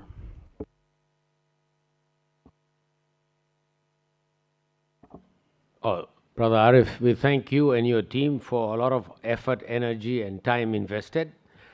SOP is to elect the next president, right? And the premise just now is that the grassroots, each individual member of the Jamaat will elect the future president of World Federation. That is the premise, and you're looking on how to elect that. I would like to suggest to this august body that let's rethink the process. We feel that this is a federation of federations. We have Jamaats elected by individual members. The Jamaat elects their federation, and then the federation comes and sits on this table as equals to other 5 regions. Why are we asking the individual grassroots member who has no idea about who the president is? If the potential president has a pulpit, then he can go and give majlises all over the world and he'll be well known. But we are electing a president who has got talent, skills, and leadership experience. How do you know this until you spend time with that person? You've seen him or her act in front of us. We've seen them in meetings. We've seen them perform as councillors or delegates. Then you say, "Amanas barabar she apre ane president banave." The grassroots person has no such experience. From my experience, even in advanced countries like America, my Jamaat asked me who should we vote for. They have no idea who this guy is. They had these 3 candidates. They didn't know any one of them.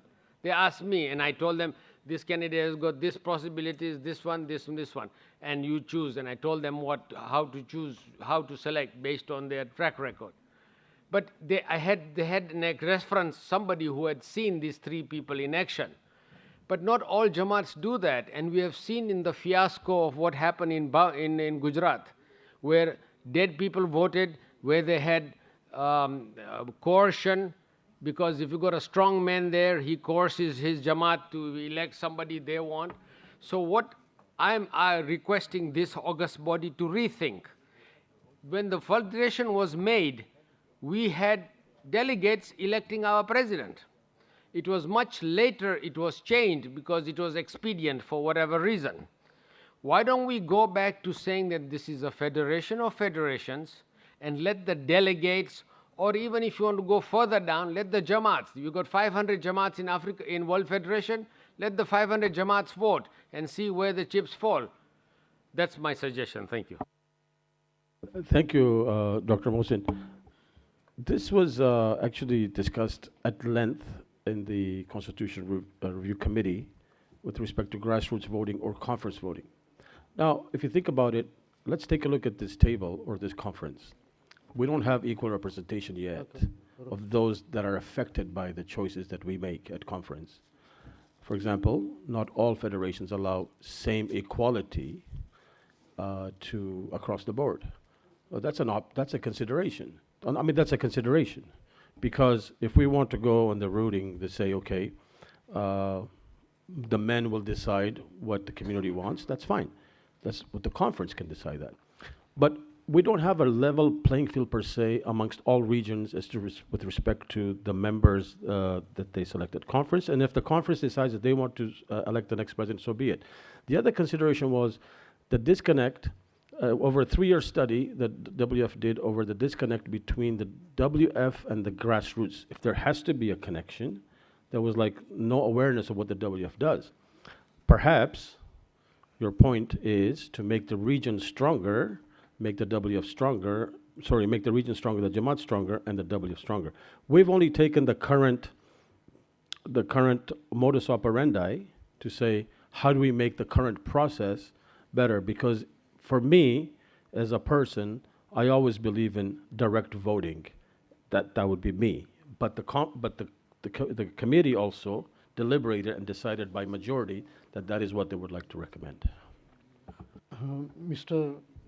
Mr. Chairman, point of order. Yes, is the same point of order that was raised earlier? Yes, but yes. જી બોલો ગુજરાતી આ point of order connect છે મોહમ્મદભાઈનું. પ્રમુખ સાહેબ, આ CRC great work કરી છે, એમાં કોઈ શંખ નથી, પણ આપણે જે કોન્સ્ટિટ્યુશનનો અટાણે રિવ્યૂ કરે છે એનો બેઝિસ પણ કોન્ફોર્મ ખપે ટ્રુ કોન્સ્ટિટ્યુશન, બરાબર? હવે જ્યારે આ રેઝોલ્યુશનની વાત આવે છે, તમે હમણાં રિફેર થયા, પણ એક્સકો જે છેલ્લી હતી એમાં રિફેર થયા. પણ નોર્મલી તો જે કોન્સ્ટિટ્યુશન મેટર હોય છે એ કોન્ફરન્સ એનો રેઝોલ્યુશન હોય. હવે ત્યારથી આપણે આ રેઝોલ્યુશન ઉપર પોઈન્ટ ઉઠાવે છે, પણ આપણા પાસે બીજા વય નહોતા, અને ત્યારે એમ જ કહેવામાં આવતું હતું કે જ્યારે કોન્ફરન્સ આવે ત્યારે તમે આ ઉઠાવજો તો કોન્ફરન્સ ડિસાઇડ કરશે. તો મારો સવાલ એ છે કે જે કોન્ફરન્સ રેઝોલ્યુશન લીધી હતી એ રેઝોલ્યુશન જો રાખવામાં આવે, કારણ કે ત્યારે એક જે ઓરિજિનલ ડ્રાફ્ટ હતું અને ગુલામ રઝા દાતુનું જે હતું ઓરિજિનલ, એમાં ફક્ત હતું કે પ્રેસિડેન્શિયલ ઇલેક્શન. તો મને લાગે છે કે આ આપણે સરખો એક વખત ખુલાસો કરી નાખે તો પછી આ ડિબેટ આગળ જાય તો ક્લિયર રહે. જી જો અમીનભાઈ, અમારી ગુજારિશ છે, હવે it's up to the house to decide. Okay, આ મીટિંગ તમારી છે, we are facilitating this meeting for you. જો એસઓપીમાં કોઈ ઇખ્તિલાફ નથી કે એસઓપી તો ડિસ્કસ કરવાનું જ છે, બરાબર? એટલે જ્યારે મેં રવિભાઈને કીધું તું જરા ખોબરી જાઓ, કારણ કે આ લોકોનું ટાઈમ ન હતું. You are right, they had to leave, they have left now. So we have 2 options. યા તો અમે હમણાં ડિબેટ કરીએ કે ખાલી એસઓપી છે કે આખું કોન્સ્ટિટ્યુશન એના ઉપર ચર્ચા કરે, એમાં પોસિબલ છે કલાકે નીકળી જશે. ઓકે, આપણા પાસે 2 કલાક 3 કલાક જેટલું બાકી છે આજનું. યા તો પછી અમે હમણાં એસઓપી ઉપર જ ચર્ચા શરૂ થઈ ગઈ છે, એના ઉપર જાહેર રાખી કારણ કે કન્સેન્સસ છે. પછી જ્યારે કોન્સ્ટિટ્યુશનની વાત આવે ત્યારે અમે આ પોઈન્ટ ઓફ ઓર્ડર લઈ આવશો ટુ ડિસ્કસ કે આ સ્કોપમાં છે કે નથી.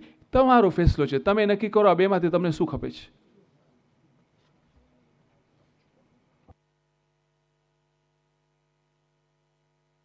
Mr. Chairman, if I may add to that answer.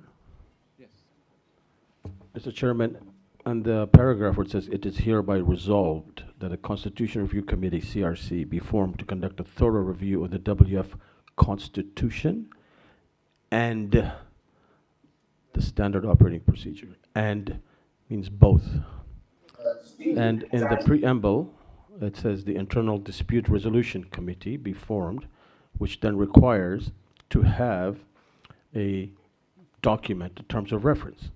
So therefore, we discussed this resolution in our committee as to the scope of it, because we wanted to make sure we were covered. Now, what I understand that if you consider that we would have to review the WF Constitution and only make amendments to the SOP, it would certainly be outside of the spirit of this resolution, as I understand it. Okay? So then, if it is and, so therefore we would say then we should have to take a look at it in a comprehensive way, but we leave it up to you with all humility. All we did is we prepared for you the documents, and it's up to you to decide and reject. But let's at least have an open discussion and to see what we can or not include in this document. Thank you. Sorry. On the point of order, that's why I'm just. Chairman, I think you said that we'll respond to the point of order, and you just very well said that we have two options, either to discuss this. So if we are going on that, I hope, I wish that this hadn't come and we could have sorted it out before. However, we will try and sort out. So are we going on the resolution first, or what? So give us a guidance from the chair. And I think, SOP Jokuro, you said right, okay, we have to do it anyway. But there are reservations, again, on point of order, why that should not take place now. So we got to decide on the point of order, on the resolution. Can I at this stage look at the CRC team to provide your input on your preference, whether you want us to continue with the current discussion that already Arif Bhai has started on SOP, or you rather make sure we close this and resolve this quickly? Mr. Chairman, thank you. With the CRC, and I'm just the lead, I can take a sidebar and have a quick discussion with them. This is going to be a very comprehensive, mind-engaging, futuristic thought process that cannot be encumbered by stoppages of thought. You know, when you get a group of people together and you're trying to create a vision for the future, you need all of your resources available to you. I ask the House, the conference, to decide if the resolution merits the discussion on the Constitution, and if so be it, and we shall resolve it first before we get engaged into many, many other matters, and then thereby come later, and all of us waste that time. And if it is not so, whatever you decide to do, as long as you decide that you are the conference of today that has deliberated on that matter based on the resolution of the conference of 2021. What our plan was is to present to you the three different elements and how they connect together, and then for you to offer us your vision and your amendments so that we can make the appropriate amendments to the document, and then inshallah get to a final product that we can all agree to. Sorry, I have a point of order on this. Is it okay? Mr. President, we had discussed this in the morning.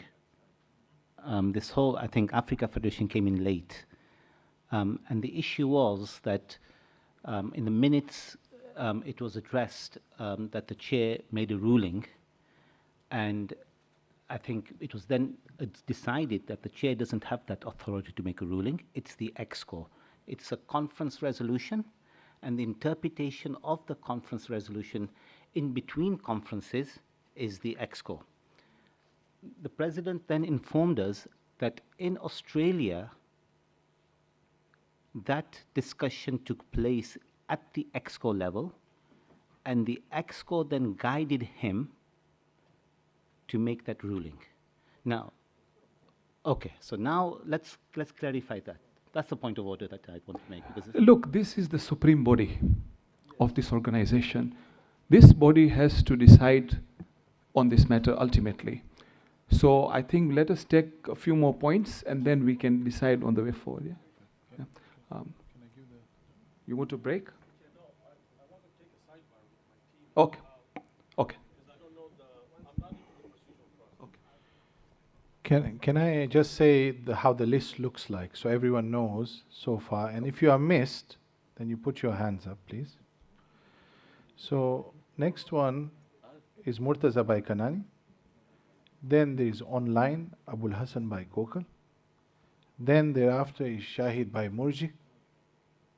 Thereafter there is Salim by Hamir. And there was a point of order, that's why Rasul by Bamani came in before. Now I'm Shabir by Najafi and Kazim Mahdi.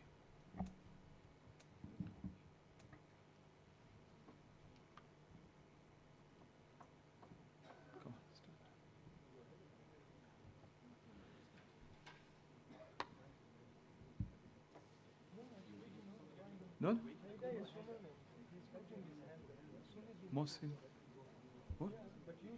You're taking names, no? Take names of everybody.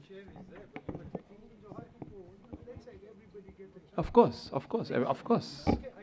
No, I don't think it is. No, no.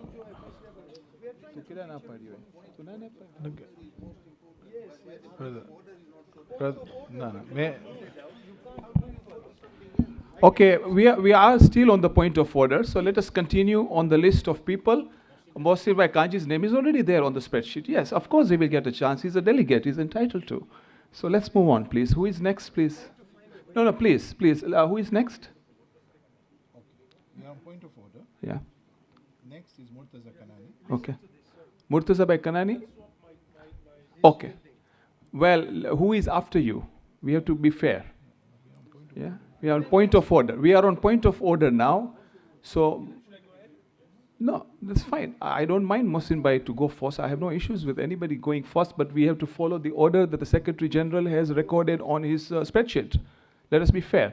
So, if the Secretary General can guide me in terms of the names, and we will go by that order. Yeah? You see, my brothers, please, may I just say? Please, let us have order, please. With all humility, we will do justice. Everybody who has raised their hand will get a chance. Each and every person is a delegate. We just have to go step by step. Yeah, thank you. Please, Secretary, if you can announce the names of all the names. I have announced the name. I'll do it again. Yes, please. Okay. Murtaza Bhai Kanani, Abul Hassan Bhai Gokal, Shahid Bhai Murji, Salim Bhai Hamir, Shabir Bhai Najafi, Kazim Bhai Mahdi, Mohsin Bhai Kanji. Those are the names, and Arif Bhai Jaxi now. Those are the names which we registered, but because we are on point of order, that's why we're not taking extra. That's where the natural part is. Does it make sense? Okay, let's follow the process if that is okay. Yeah, I think Mohsin and Murtaza appreciate that we will follow this order. Okay, let's continue. Murtaza, Bismillah. Bismillah. It's okay. I'm a bit confused. So we had this discussion earlier on about Rasool Bhai related the discussion, and there was a clarification on the Constitution. But even when I read the Constitution or the resolution, forgive me, the resolution, it clearly states the Constitution and the SOP relating to the presidential election. Yes, so so it's a matter of interpretation. Now, let's take the step forward. The discussion happened in an EXCO. No, the initial resolution came from conference. The discussion happened in the EXCO. Now, when you get to a point where you have to make interpretation, do you wait until the next conference, or do you discuss it, agree, possibly ratify it at the conference? Because the interpretation would remain the same, because pretty much the same people were present, right? So at this point, we're having a debate on whether we should be talking about the constitutional review, when even the resolution, when I look at it, and I'm sure everyone else is looking at it, it's not just 8, 10 of us, 20 of us sitting here. There's loads of people looking at it, and they have their own interpretation of what it says. To me, it is crystal clear. Okay? Now, if there's an impasse, the president will do an interpretation of the Constitution. So we can ratify it now. If we get to a point where we say, okay, at the EXCO, an interpretation was made, maybe we can propose to ratify it at this point. Thank you, Murtaza. If you can please put the resolution on the screen so that people can see it whilst they are discussing this point. Who is next? Whilst that's happening, if we can have the next person, please. Abul Bhai Gokal, Bismillah. Assalamu alaikum. Alaikum salam. I think my request got lost in time. I just wanted to know whether this is the time to discuss the observations that I have to the SOPs, or will that follow later? Thank you. I think Abul Bhai, this is exactly what we are discussing, where there's a confusion whether we should continue the SOP discussion, but there's been a point of order where the interpretation of the scope of the CRC is being challenged based on what we have just heard. Okay, so I'll then request for a next turn when it's time to discuss the SOPs. Thank you. Thank you very much.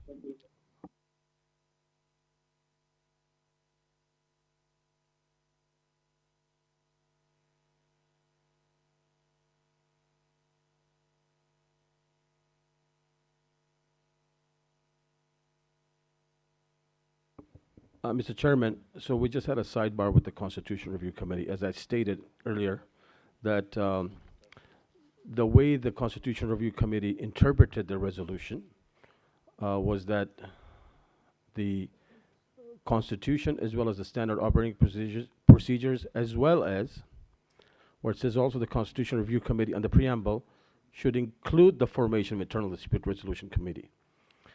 So if you put those all together, the preamble and the actual wording of the resolution, we had a discussion in the preliminary parts of our CRC meetings as to the scope of that. Otherwise, we would not continue and ask for clarification from conference. Yeah.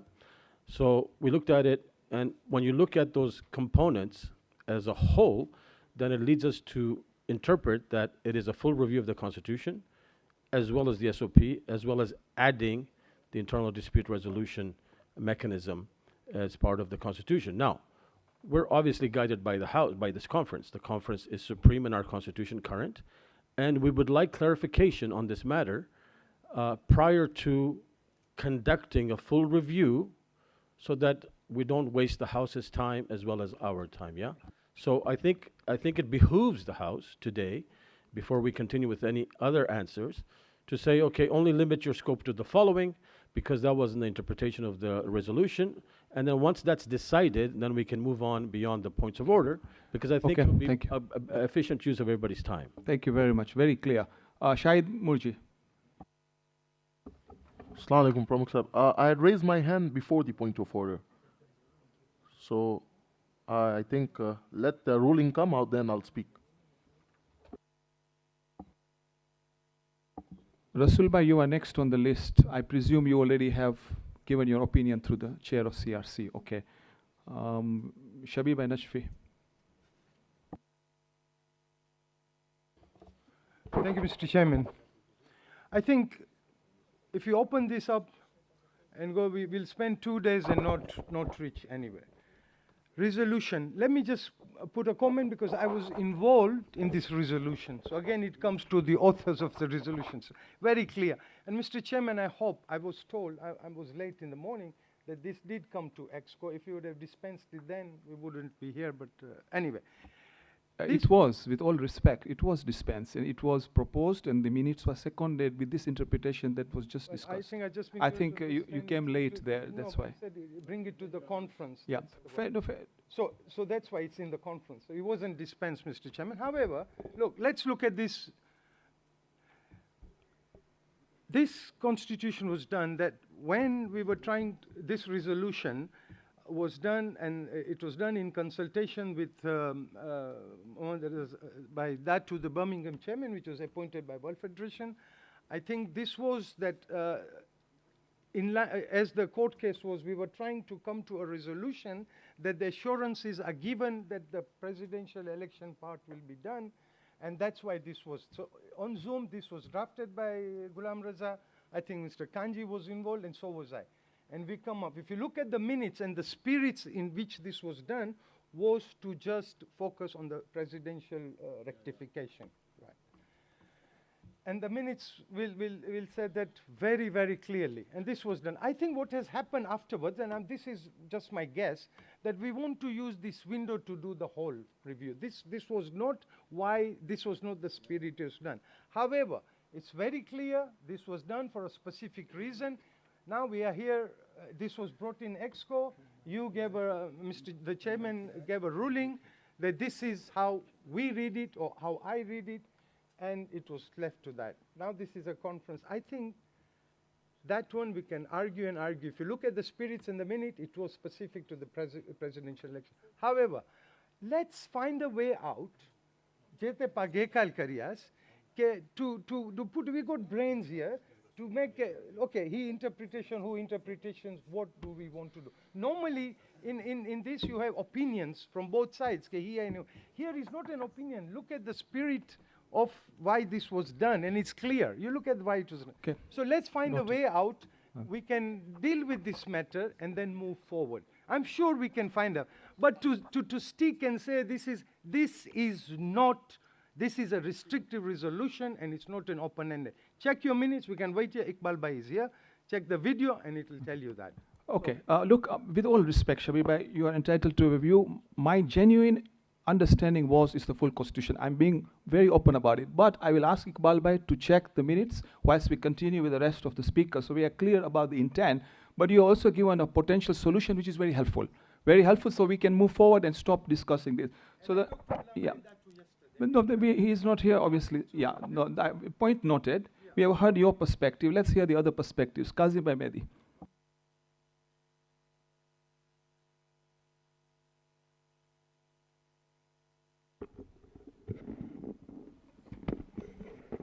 Assalamu alaikum.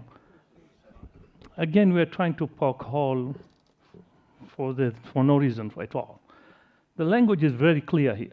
If I come to you just now and say, oh, I didn't mean it, SOP is not part of it. We just wanted to review a constitution, not SOP. Will you believe it? No, because very clearly it says SOP. It very clearly says here, thoroughly review World Federation Constitution. And is the catch there. I don't care what the spirit was. That is how I voted for. That understanding that we're going to review both. Remember, the previous committee who were here, one of the complaints was there was always issue with the Constitution because they always contradicted SOP and the Constitution. We want to fix that. And that was what I was voting for. You're trying to remove something that cannot be removed because we already voted for it. It's very clearly, I mean, my English is not that good, Okay, but you. very clearly it says both of them it should be. Thank you, Kazim. I appreciate it. Point noted. Mohsin Bhai Kanchi.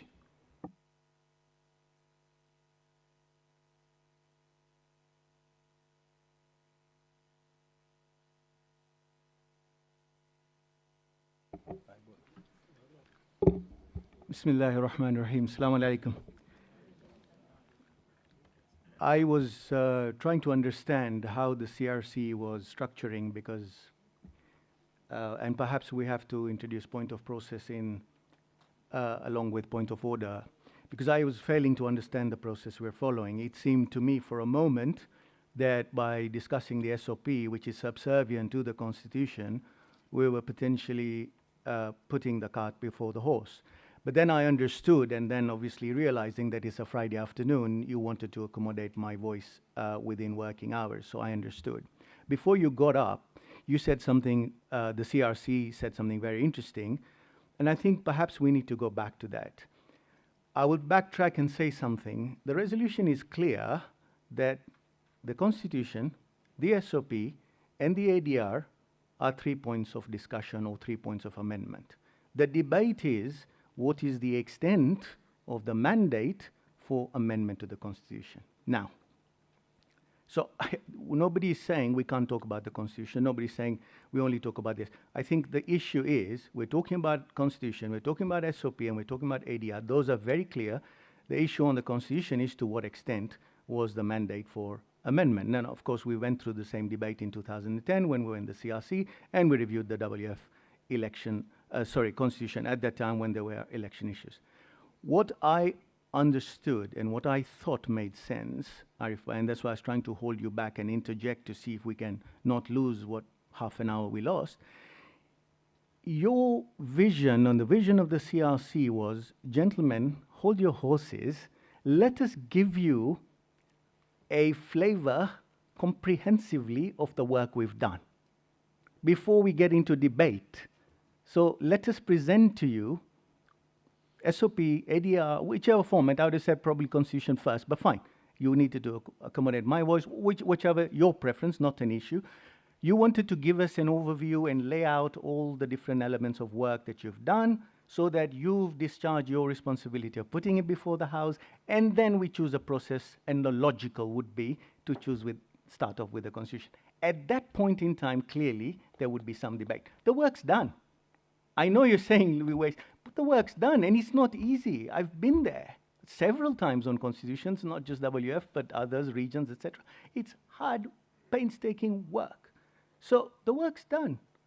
If nothing else, it forms our basis of discussion and shapes our thinking going forward and take it forward. I fully agree with Makbul Bhai. This is a continuous process. It's not a one-off process. It's a cyclical function. So I'll summarize what I'm saying, I think, and I don't think really there can be much debate. Constitution is up for discussion or amendment. SOP is up for amendment. ADR is a new structure creation. That's in the resolution. The question remains, what extent of the Constitution is within the mandate? My understanding of what CRC intended to do was, gentlemen, we've done this work, at least honor us, privilege us over the last 2 years of how many thousands of hours between 11 or so people in the CRC of the work we've done. And then we get into debate. But we seem to be getting into debates before that. I'll stop there. Okay, thank you.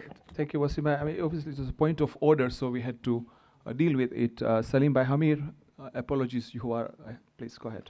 Apologies accepted, Chair. Again, I concur with what Kazim Bhai and Murtaza Bhai said, that the resolution passed at the conference is very clear. It's a full constitutional change. Now, my issue around what I'm looking is, I don't understand my brothers in Africa, coming from African Federation, are scared of discussing the changes in the constitution the way I see it. No, hold on. Please. Let me finish. Let me finish the way I want to speak. Yeah, let me finish the way I want to speak. Please. As what I'm saying is, as a brotherhood, we are here.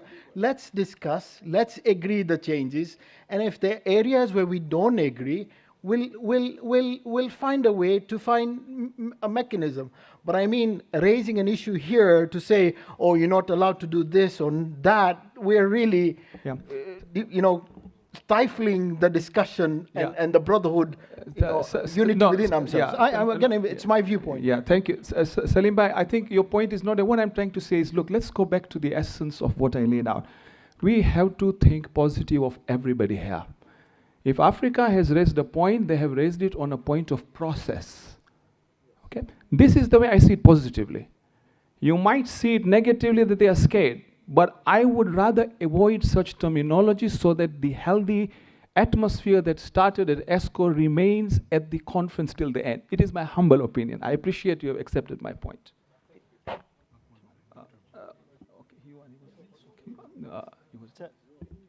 Okay. Yeah. Safdar Bhai. Can I say a few words? Safdar Bhai. Yeah. Can I say a few words? Please. Safdar Bhai, can I just add? Can I add what you say here about the word scared? Yes. Maybe that word was not a correct word. So in light of, again, I was trying to say it more on the brotherhood that I want to discuss so that we can increase the brotherhood. That's what I was looking forward to. Thank you. Allah Salah. Appreciate the spirit. No. See it positively. It is Khoja at its best. Makbul Bhai Rahim. If I may say so, the words were in per incurium, so in a kind of, it's not intended. Perfect. That's understandable. I have been listening very intently, and I totally agree with Mohsin Bhai. I agree that an interpretation was taken by CRC. And that interpretation was perhaps influenced, and I won't say it's determinant, but influenced by the fact the title, Standard Operating Procedures for Electing the President of the World Federation. That was seen as one document.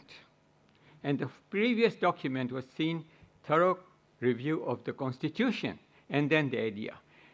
Whatever it may be, the issue now before us, and we did a lot of work on that basis. You know, had I been co-opted on the basis of a limited exercise, I wouldn't have spent so many months that I spent from October, November, December, January on this.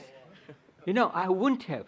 I said, okay, let's limit, this is a very limited mandate. Let's finish this and then give it.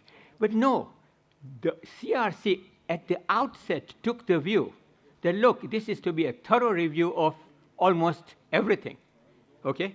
And not only to do with presidential elections, but to do, in fact, with the whole lot. This is our brainstorming session for thinking aloud, restructuring, whatever, improving, whatever. Now the point is, therefore, they had this view. And this view may not have been right or wrong, but that's not the point. The point is they took that view. They took that interpretation, and they were influenced by it. And of course, when I saw Africa Federation's feedback stating exactly what has been stated, that their interpretation was, in fact, it's a limited exercise. So now, what we are left with is this. This conference can override anything. It's a supreme body. Let the conference decide what is our mandate. Is the mandate one that is limited, or is it extensive? We have done extensive work, but that doesn't matter. If the mandate is limited, we can proceed on the basis of the limited mandate and proceed to finish our mandate, finish our work. Maybe if we had more time after that, we can be discussing all kinds of things that we have brought about for information, for brainstorming in the conference, to think about, maybe for future. Thank you. Thank you very much, Makbul Bhai. I know I'm trying to be succinct. I think we are beginning to get a consensus and a good spirit. I don't want this to continue for too long. Arif Bhai Jaxi, please next, and then I would like to make a proposal, please. Arif Bhai.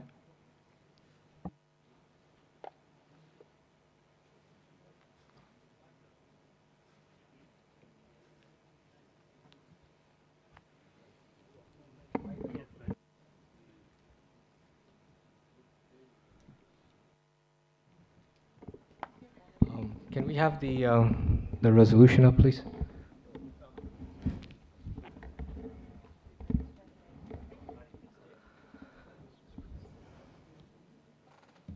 Can we swap this? Okay, so just wanted to track back a little bit here. The premise of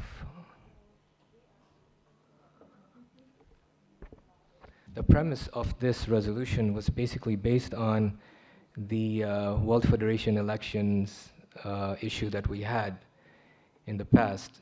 So if you read, and this is my understanding here, of course, if you read it again, it says that, and based on the premise that there was an issue with the elections, the CRC to be formed to conduct a thorough review of the World Federation Constitution and SOP for the presidential elections. All right, it does not say WF Constitution and the SOP of the presidential elections. If you say of the presidential elections, that would mean the World Federation Constitution, period, and SOP of the presidential elections. From my understanding here, it says WF Constitution relating to the SOP for the presidential elections. So that is my understanding on that. Having heard what others have said here today, I think we're already here on the conference. We have the power to make sure which way we want to go forward. If we want to make the extensive work that has been done by the CRC, I think should be acknowledged, and we should at least hear them out and decide the way forward. Hassan. Okay. Look, respected delegates, I think we have too many people on the list who want to speak on this matter. The feel that I'm getting, and I hear loud and clear with the work that CRC has done with thousands of hours, I think I'm beginning to get a feel that regardless of the interpretation, the spirit is that we move on. If there is consensus in this house to move on, I rather not continue this discussion so that we can ask CRC to provide the holistic overview, as we had just heard from Mohsin Bhai, and to proceed on that basis. So for that consensus, I don't know, I'll be guided by the house. should we just ask for a raise of hands to say that we should provide a holistic view and move on? Please raise your hands unless there is a point of order. Point of order? Point of information? Mr. Chairman, you haven't given us an opportunity to contribute our thoughts on this, and now we are closing it. People have had twice or thrice, and others who have raised their hands have not got the opportunity. Please, I request that you give you another 3-4 minutes, so at least we can contribute our thoughts to this. Okay, 3-4 minutes, you will stick to 3-4 minutes. We want to achieve a lot in the next 2.5 days. If all I'm suggesting humbly, it's your call, we can continue. If there is broad consensus to move forward on the holistic view, we continue. Unless you have a pressing point, Dr. Molidina, then we will allow for another 3-4 minutes. Thank you, Mr. Chairman. Bayo, Beno, Bacha. No, but Dr. Saab, if that is the case, Zahir Abbas Bhai asked first. Unless he is willing to forego, then Ali Hassan, and then you come on board. Bismillah ar-Rahman ar-Rahim. Can we first recite a salawat? Allahumma salli ala Muhammadin wa ali Muhammad. I just want to remind us that we are the followers of the Holy Prophet and the Ahlul Bayt alayhimus salam. So, first of all, I would like us to go back to the Exco of Australia. From what I recall, this discussion took place, I think, half a day. We discussed, yes, no, we feel this, we feel that, and that Executive Council, I was sitting at home at, I think, 2-3 o'clock in the morning in the sitting room, attending the meeting. So first of all, it is unfair on those who attended that meeting, contributed to that meeting, to be told now we're going back to discuss the same thing again, which was spent already 2 hours for it. So that's also in a way asraf of our time, which is not good Islamically, number one.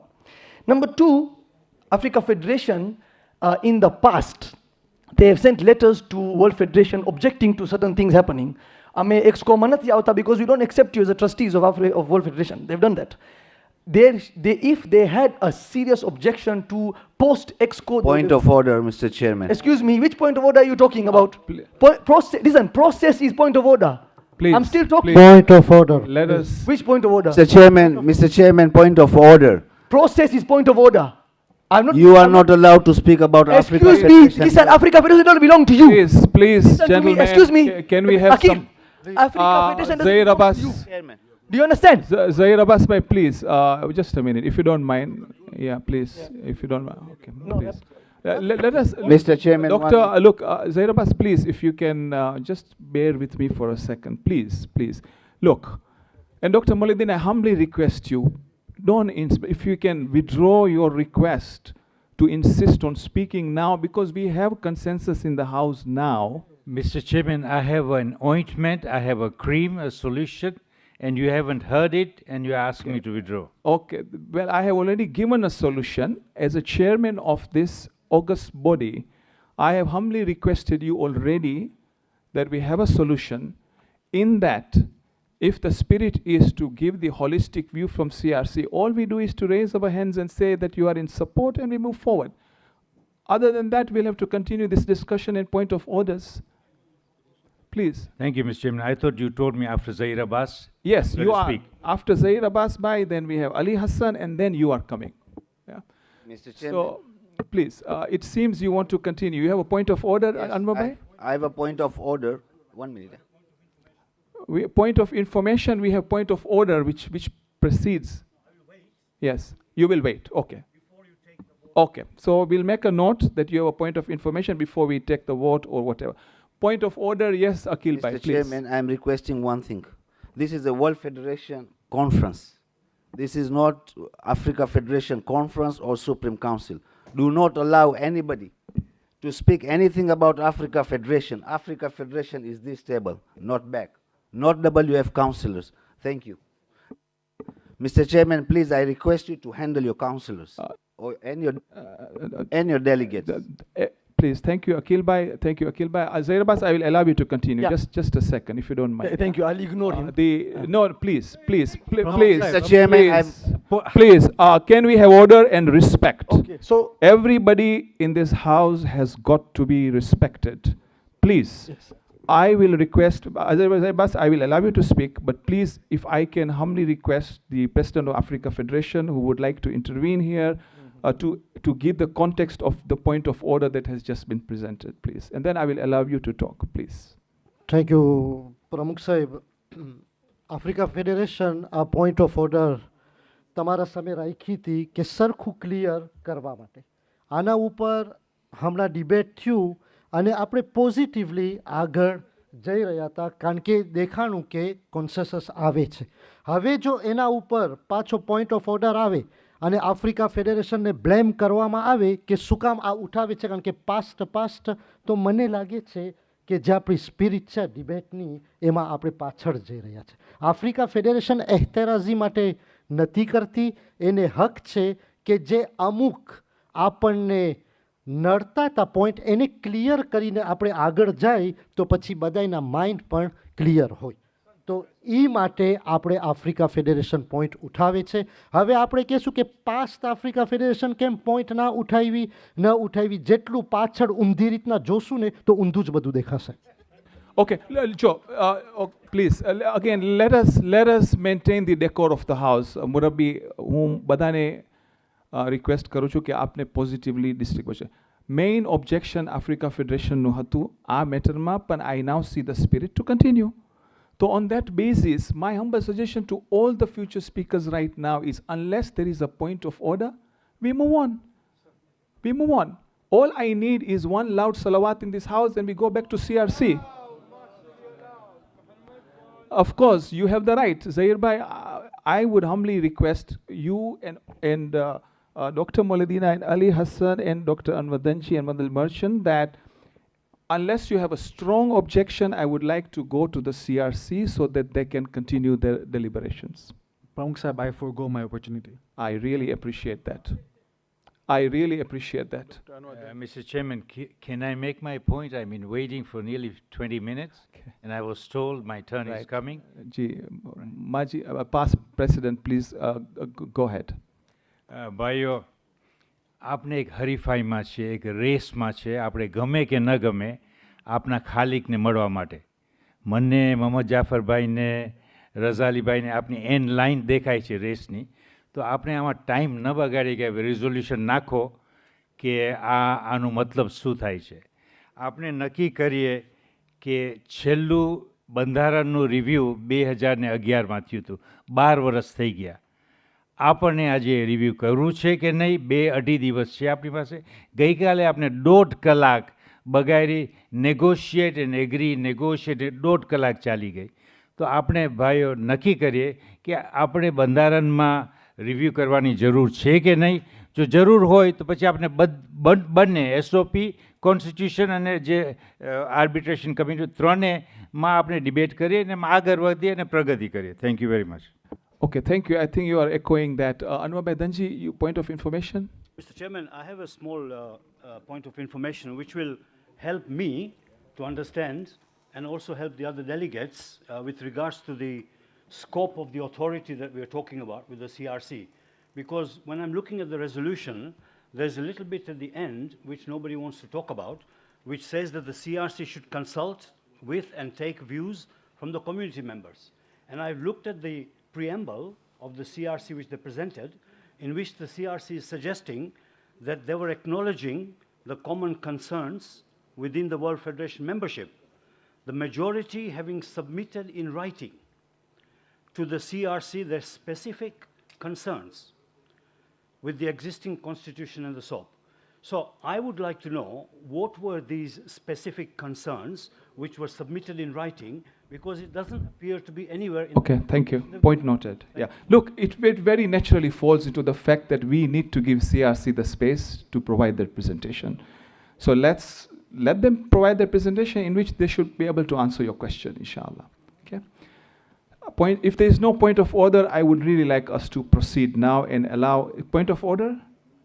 Please, point of order ન હોય તો મારું humble request છે, because I stopped. Point of ઓર્ડરનું નથી. જ્યારે point of order આવ્યો એનાથી પહેલા એક પ્રોસેસમાં આપણે હજી ડિલિબ્રેશન કરતા હતા ઓલી કંપનીના બારામાં.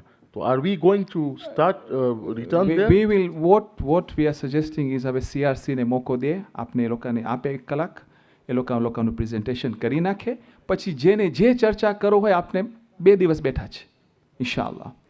Thank you very much. I think on that basis I would like to hand over the presentation deliberations to the chair of the CRC. Thank you. Thank you, Mr. Chairman. I want to convey to the House breaking news. Brother Mohsin Kanji and I are in agreement.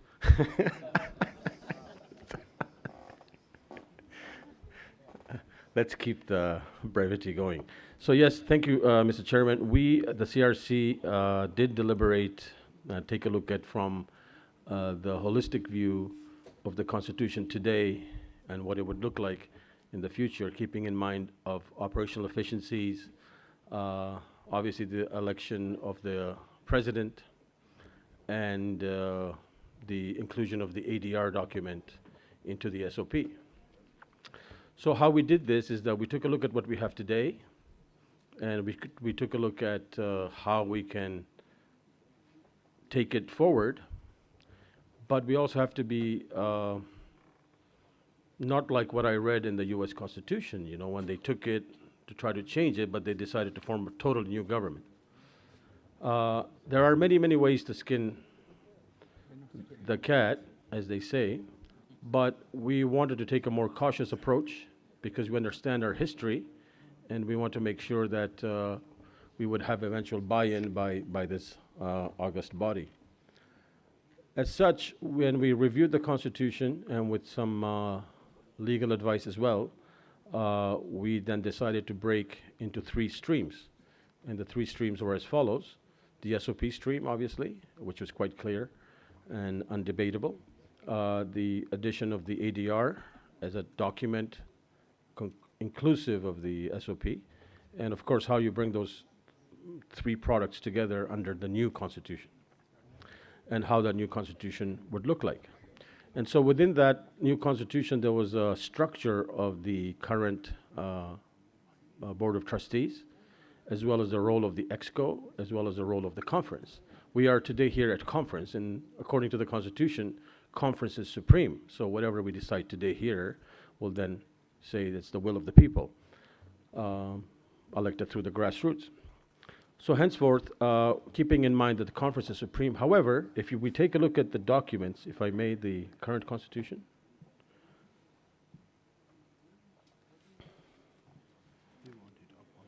Yeah, sure. The current Constitution. The one which is side-by-side one? No, 19. Okay, 2020. Then the side-by-side one. Yeah, sure. Side-by-side. Okay. Yeah, the one that is current. Yeah.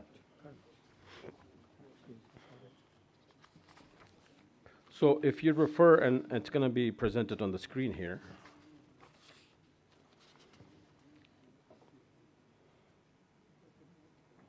Well, if we go to 17, powers of the conference, which is the power today. The conference shall have the power by resolution passed by simple majority of delegates present and voting at the conference to exercise or direct the trustees or the executive council to exercise all or any of the powers of the federation, confirm, reverse, alter, or defer its own decisions or the decisions of the executive council. So this is very important. It's in the document today. So the conference can confirm, reverse, alter, or defer its own decisions or the decisions of the executive council. So the executive council is subordinate to the conference.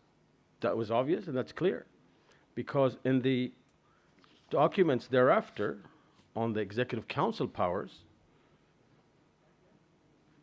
19.1, the composition of the executive council, the president of the federation, vice president, so forth and so on, terms of office, the president and what he's allowed to do, and secretary general, quorum, forfeiture of seat, notice of meeting, powers and functions, 19.2. The executive council should implement decisions of the conference and shall, subject to any direction, decisions, or rules made by the conference, manage the federation. But however, remember 17, that says the conference can confirm, reverse, or alter, or defer decisions of the Executive Council. So we're stuck in saying that if the decisions you make today, not today, today, right now we're at conference, the decisions you made this morning and yesterday are subject to revision by conference. If you make a decision which is basically very difficult to reverse, then you either should give yourself power so that it cannot be reversed, because otherwise the cost of the reversal is going to be large, or you should then call for a conference to confirm your decisions at the Executive Council. That's quite obvious in any normal constitution that would say that the people that are making the decision have the power to make the decision and have it executed without having to have a recourse. Perhaps in normal country constitutions you have always recourse to constitutional matters to the high courts.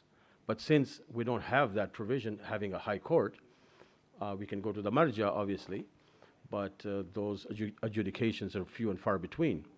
So we wanted to make sure that we bring the conference closer to the office bearers, or in a way, we thought perhaps if we can merge the Executive Council and the conference together. Why? The reason why is because the decisions are final, and so they're executable, notwithstanding that the conference can always reverse them. But the conference will reverse them in light of the cost of that reversal. In this case, it may reverse it because different delegates and different counselors are at the conference, and they might have different viewpoints of it. It's quite evident today that the discussions that we're having today were based on a resolution at a conference itself, and its interpretation at a different conference has some things to be concerned about. So this is one of the reasons why we thought to move the conference and the Executive Council together. Yeah, I'll let you see. Yeah. So that was a basic structure. So how then do we align that structure? I also want to point out to you, if you can guide me to where the Board of Trustees are in the current Constitution. So in the current Constitution, we have the Board of Trustees, and who are they? They're the office bearers. So you have the office bearers, the 6 today, the office bearers, and they're the trustees of the institution, the charity. So they have all the obligations and fiduciary duties to comply with the charity's law of the land. And there's only 6 of them. Notwithstanding then, that if you may make a resolution that is contrary to your own constitution, or that your constitution allows, but is contrary to the charity's law, you cannot enforce the Board of Trustees to execute that resolution, obviously, because the law of the land is supreme, right? So you have to take that into consideration. So how then you provide accountability to the Board of Trustees, the responsibility that you're giving them, the management responsibility. If you keep the same 6, it seems that they are doing the work that the Executive Council is telling them to do. While instead of the Executive Council, eventually that has a decision that could be deferred, altered, reversed, why not just let the conference come and tell the Executive Council what to do? I mean, I'm sorry, the office bearers. So then if you keep the 6 office bearers with a potential lack of governance, how does that work? Because the office bearers, the president being elected, the only person elected by grassroots worldwide, and then he nominates Secretary General, he nominates the vice president, but that's elected through conference, and he nominates the other members of the Board of Trustees for election. So we found that very difficult, and we had internal debates. They are minuted, and they are, for those who have read the minutes of the CRC, there hasn't been full agreement, and I'll be quite frank with you. And obviously, during a democratic process, you have to allow people to speak their mind and say, okay, we're this way, we're that way, and basically the majority decided that the Board of Trustees shall maintain to be 6 for efficiency. However, the governance part of it is to bring the conference closer so that the Board of Trustees are more accountable to the conference, and to have accountability and transparency to the conference so that its decisions are confirmed. Or you could say that the Board of Trustees would seek authorization from the conference to conduct the business of the year coming through a budget process, through a policy paper process, or through many, many other processes that are available to them. But we say, okay, what happens to the regional federations? They are, in fact, the member organizations, and their input is valid. But under the charities law, if you put anybody else as a trustee, you can say this trustee is a trustee that's non-executive or whatever. A trustee is a trustee is a trustee. It never reduces its. A trustee does never can say I wasn't involved in this decision making, and so the trustee is liable for all decisions that are made in a charity. So if you put in the the regional presidents as trustees, potentially, that was discussed. First of all, it's a matter of time. Do they have time to run both organizations?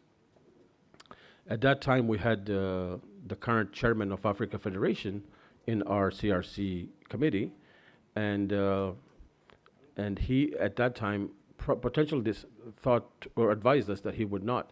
I even asked my NASIMCO chairman if he would have time to be a trustee of a WF. And if I'm not mistaken, Arif Bhai, you can correct me if I'm misstating this, that he said, no, he would not have time to be a trustee to run day-to-day operations. It involves running and being aware of day-to-day operations. Furthermore, if you align the presidents through their trusteeship in their own organizations, you also are linking all of them, so that if there's ever a problem with one, that linkage would be direct, that you're a trustee of this organization that committed an act, then it would impact the mother organization. So it was okay for that reason, and this was legal counsel, saying, okay, for that reason, we should separate the decision makers of the regional federations from it. But however, we want to give them input and control and governance. Now, for those that come from Toronto, and there are many, and perhaps not at the same time, well, before I get there. So how do you give the governance power to the regional federations that they're currently enjoying, albeit deferrable, changeable, reversible through the conference that they're enjoying through the EXCO? Now, we go and say, okay, we create a consultative leadership committee. We call it the CLC. There, we have the presidents of the regional federations. We have the secretary generals potentially, and some other counselors. I'll get to the details later and to why that is. But those minutes, those meetings shall be done on a quarterly basis, agendized, minuted, and so therefore available to conference for review.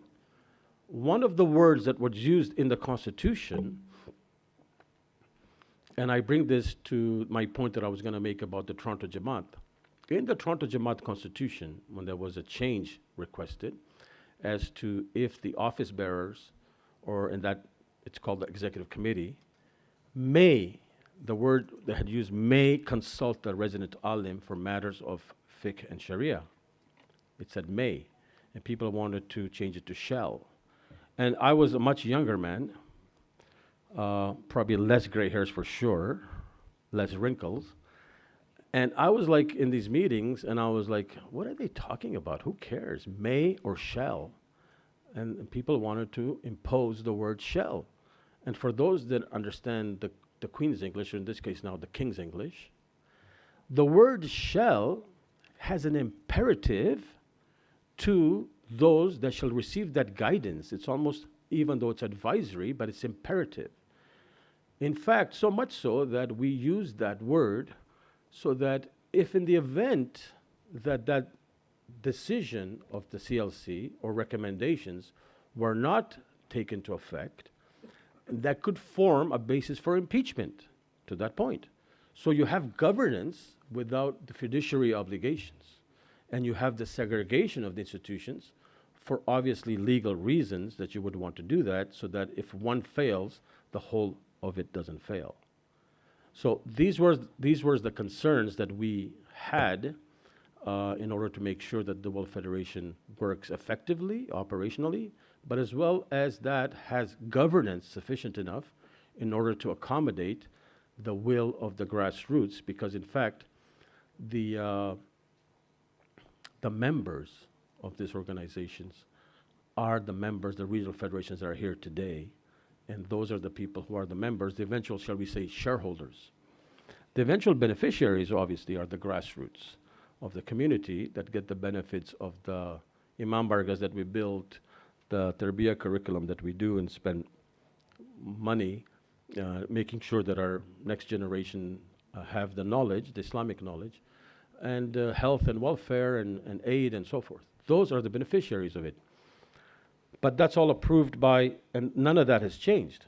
So that is the basis of the structure change. And I wanted to allay concerns of members here who may or may not have had a chance to review documents. Sometimes the words may not convey the thought process, and so that I wanted to convey that to you before we begin fully digesting the different parts of the Constitution, of the draft Constitution.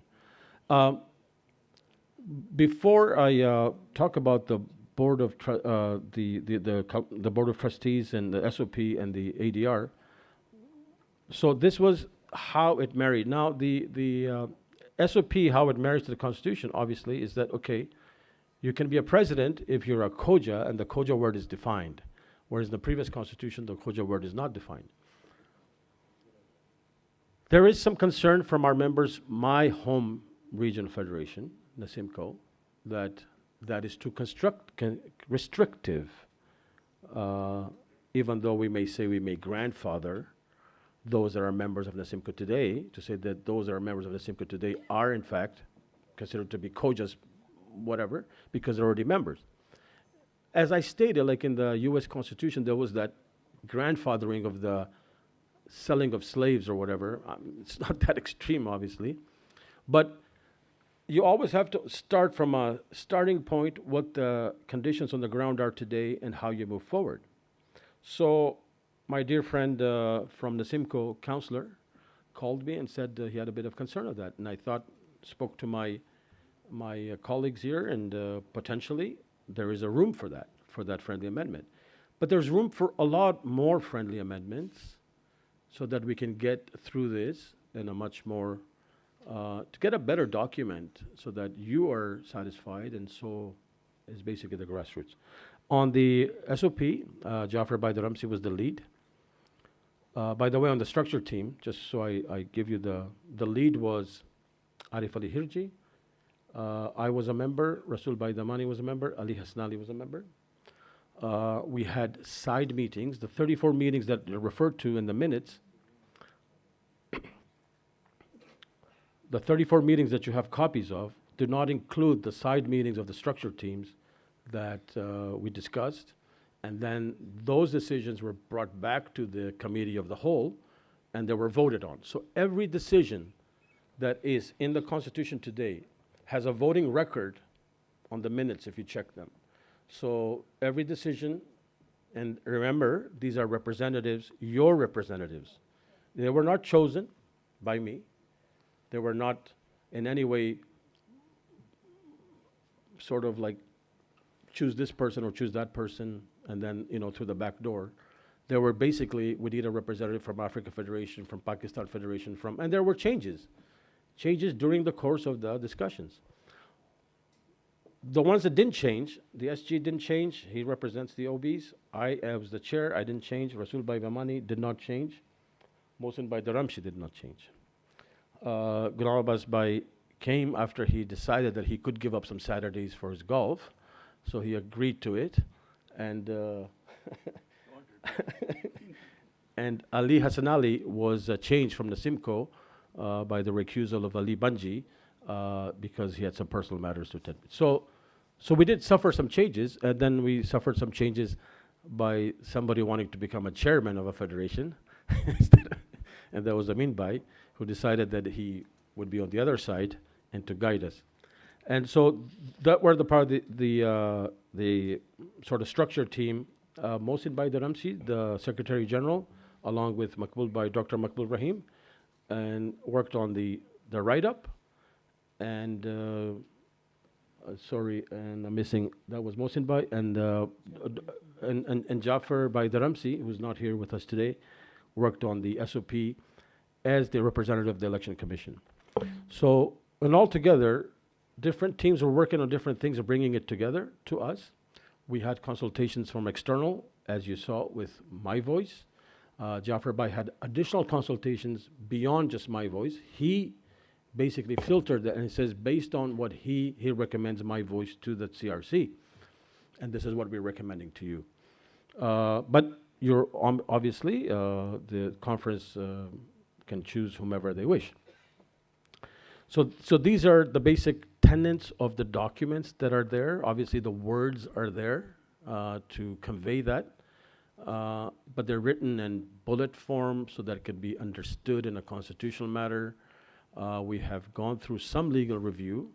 I dare say that we did the best we can, and with all humility, we present this to you for open and thorough discussion and moving forward. Thank you. And Dr. Makbul Rahim would like to add additional comments.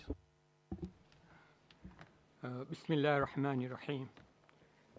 After that very detailed and comprehensive briefing that we have received from our chair, I would just like within the next 5 to 7 minutes just give you some highlights so that there is some degree of complete understanding as to what we did, where did we start off with, and at least myself as a outsider who was co-opted. So I regarded myself as an independent voice, not associated with anyone, no regional bodies, no office bearers, no one. I just came as myself, as a person who can perhaps provide some inputs, professional inputs, legal and policy. So that was my role, and that is my voice.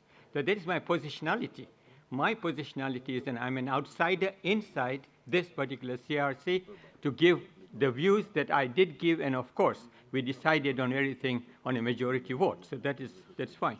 So essentially, if you look at the existing, and I really take this on as Mohsin Bhai's suggestion, Mohsin Bhai Kanji, because I think this is really, really important for everyone to understand. I think Mohsin Bhai understands, Sabira Bhai understands, all the lawyers who are around here, Amin Bhai understands. But I want everyone to understand that, look, we started off with an existing structure.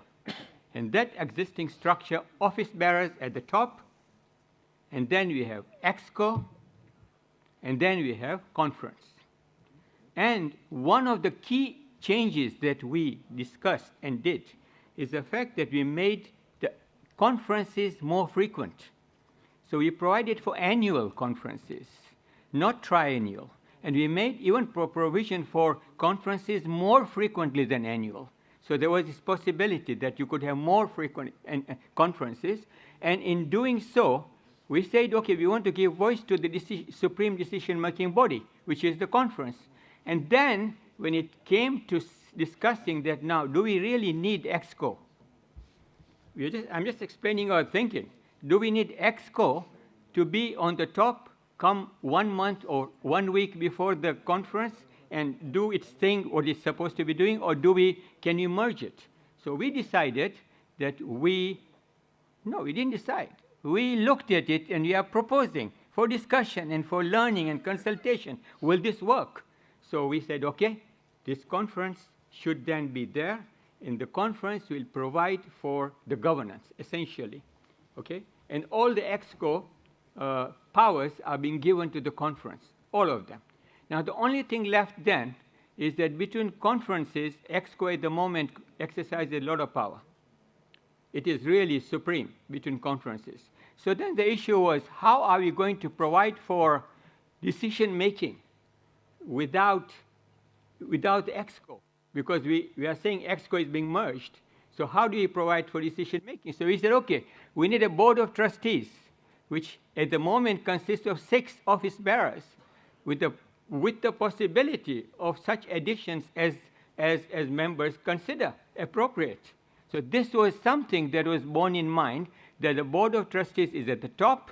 We then have a body called Consultation Committee, the Leadership Consultation Committee, to provide key inputs from regional federations.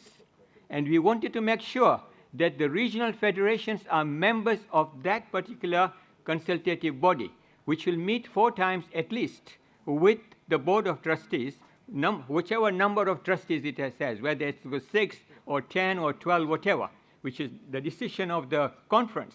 But that Board of Trustees will meet with the consultative body of the leadership, and that will make, what will they do? There will be discussions of policy, projection of budgets, the question of where do you want to go, everything to do with the World Federation. And why is it important? Because we want the regions who are the real stakeholders, the stakeholders who are really who are very important. They should be the one to make their voices heard. So the consultative committee was to make the voices of the leadership, the regionals, we expect it will be the president and the secretary general at least, okay, to make it known to people, to make it known to the board that, look, these are the regional perspectives. You don't know what is happening in the regions. We know what is happening in the regions. You are at the top. We want to give you our input. So this was the idea. And then we said, okay, there are 10 decisions. If you look at this, 10 key areas, we said the Board of Trustees must consult with this consultative body before making a decision. They must. And that was the idea, that, look, we are now giving governance, we are giving voice, we are making everything work in a more streamlined manner, and the idea is to really give value. We are giving value to the World Federation. We are giving value to the structure. It was not an idea of deleting some things or the other. No, this is an idea of actually giving something. Now, the one point for the lawyers that have been raised also in Africa Federation, submissions, is, look, we had some entrenched provisions. Some provisions you couldn't even change. You can't amend it. This is in the existing constitution. You cannot change this. So what do we need to do if you wanted to change that? If you needed to change that, we would have to go to the Charity Commission and go through a quite lengthy and involved process to make the change, so that they make the change. What we did here is to say, look, we can make the changes, but only with the permission, consent, written consent of the Charity Commission. So we made it easier. We made the process easier. And we put at the very end that before this constitution, which is proposed, is actually if it is amended, or passed by this conference, we have to go to the Charity Commission for approval. So it will not come into effect immediately. Even if you pass this constitution, we have to go to the Charity Commission. They have to approve all the changes we have made. And they will make this, they will approve it, and then we will have the safeguard provision, that now we know we are okay on the right track. We added one more objective, health, aid in health, which is something that you couldn't do under the existing constitution. You can't do it. You can't change the objectives at all. It's entrenched. Completely you can't do it. But without going through the process with Charity Commission, we said we can change this. We put this as one we can change with the approval of the Charity Commission. So you see, the structure has now been changed and more streamlined. And of course, we made provision for other improvements, like ladies to be. And I'm such a great believer that our ladies have such a great role to play in our community. And they are playing. They are playing this role in madrasa, in community, in ladies' committee. They are invisible. They are not being actually recognized. We want them to be very, very clearly set out that they are the people who are making things work, not only as mothers and wives, but also as people who are working in the community. So to have ladies represented and to have youths represented, of course, we made suggested improvement that, look, for associated membership, we have said, okay, they are eligible. We have defined the eligibility. When is someone to be an associated member when there is no regional federation. So we defined it, we clarified it. And we made provision for different levels of subscriptions to be made possible in consultation with the liaison committee, with the consultative committee. That was something which was important. And now to come to the point that Mohsin Bhai had raised, because there is a nexus between this constitution and SOP and the ADR.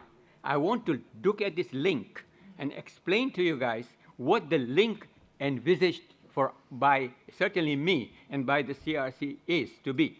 So we said, okay, as far as SOP is concerned, you know very well, you've read the existing SOP, there is a certain procedure that is going to be used for presidential elections. And that procedure doesn't include online voting or digital voting. It's simply everyone, the regions decide. They administer it and they deal with it. Okay, fine.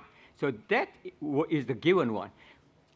With that existing constitutional provision, if you are going to make an SOP, which is providing for a different way of getting the administration of the elections done, we need to make changes to the existing constitution. Without that, we will not be able to do it. The existing constitution provides for a scheme of arbitration. Who appoints the arbitrators? Election commissioner. No distinction is being made. No distinction is being made. If the dispute is against the election commissioner, or is it vis-a-vis the different candidates themselves? It was very bland. He makes the appointment. The thing is, we needed to provide for ADR. Now, ADR, alternative dispute resolution mechanism, is that we have a facility which is to be established within our constitution as an integral part of the structure of the World Federation that is going to set up the whole system of how we deal with dispute resolution. But specifically with SOP, specifically for that, they will be the appointing authority.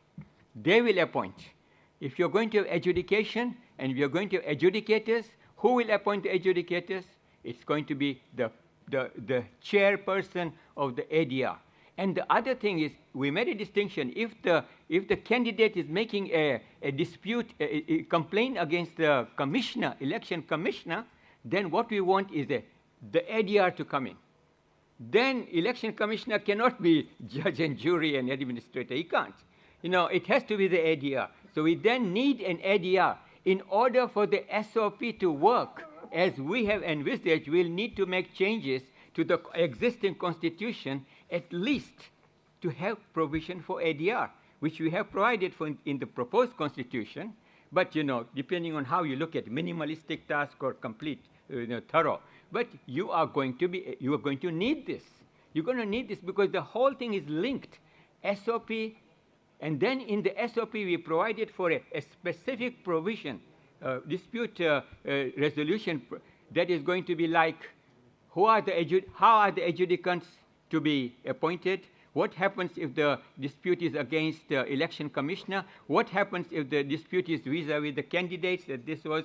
How is it going to be dealt with? We set it out all, but that needs to be reflected in the existing constitution because the existing constitution is not supporting it. It is conflicting with it. It is inconsistent with it. And therefore we need, so there is a nexus between all, and then, so the integral role of ADR, the integral role of SOP, the integral role of constitutional change is now fully understood because we see it globally. We see it as one comprehensive thing. And then we have one more element, and that element is in addition to the dispute resolution within presidential. In addition to that, we have a provision in the Constitution which provides that the World Federation has a role in dispute resolution generally between members and other things outside, so many things. So this ADR is going to be helpful. And one of the things that was raised by Sheikh Afzal previously in this morning was that how does what they are doing with the conciliation, etc., for domestic family matters fit? It will fit because we will make it possible. The whole thing. Well, COEG has got already a system for training people, and we take it on board. So, it's like incremental. We are not substituting. We are adding on everything that we have existing, because, our Secretary General in COEG has worked so hard into creating this particular system, which is so very important to us for domestic family matters. So now I won't say more. I just wanted to bring and give you a global picture. I wanted you all to understand that, look, even if you don't look at specific provisions, you have a structural change. The rationale for the structural change is this, that it's going to be better for the World Federation. It is adding value to the World Federation, and the decision-making is going to be streamlined and better. Ahsant.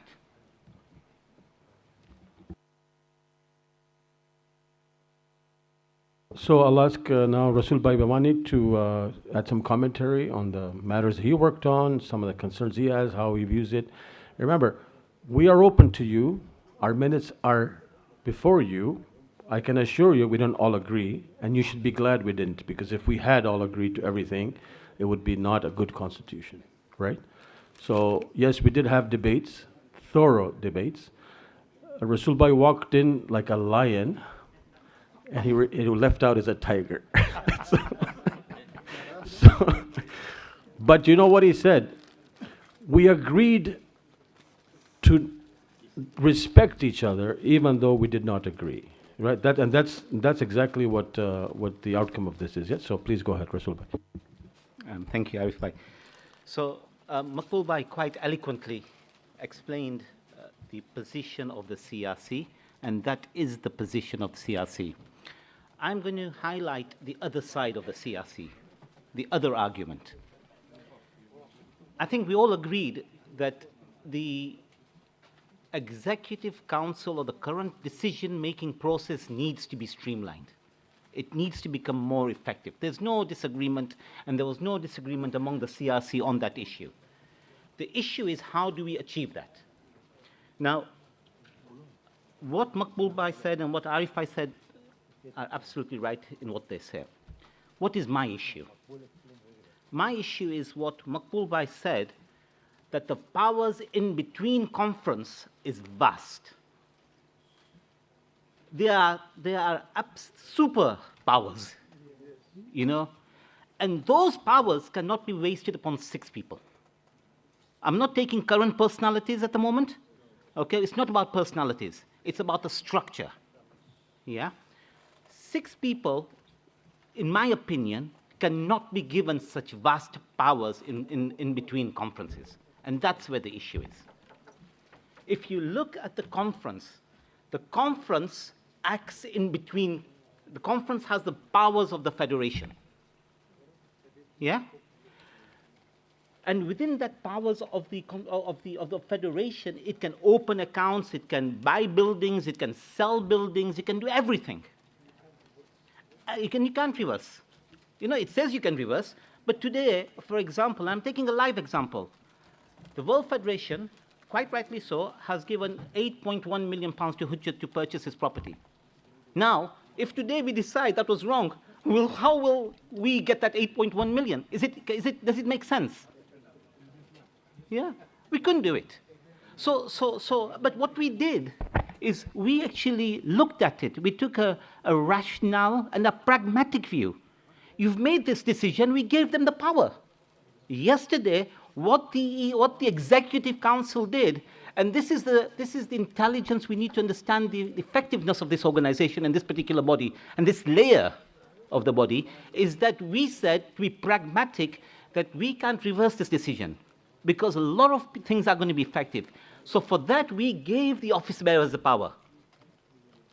I asked Dr. Molidina, in his term as a president of the World Federation, has he ever been hindered by the Executive Council?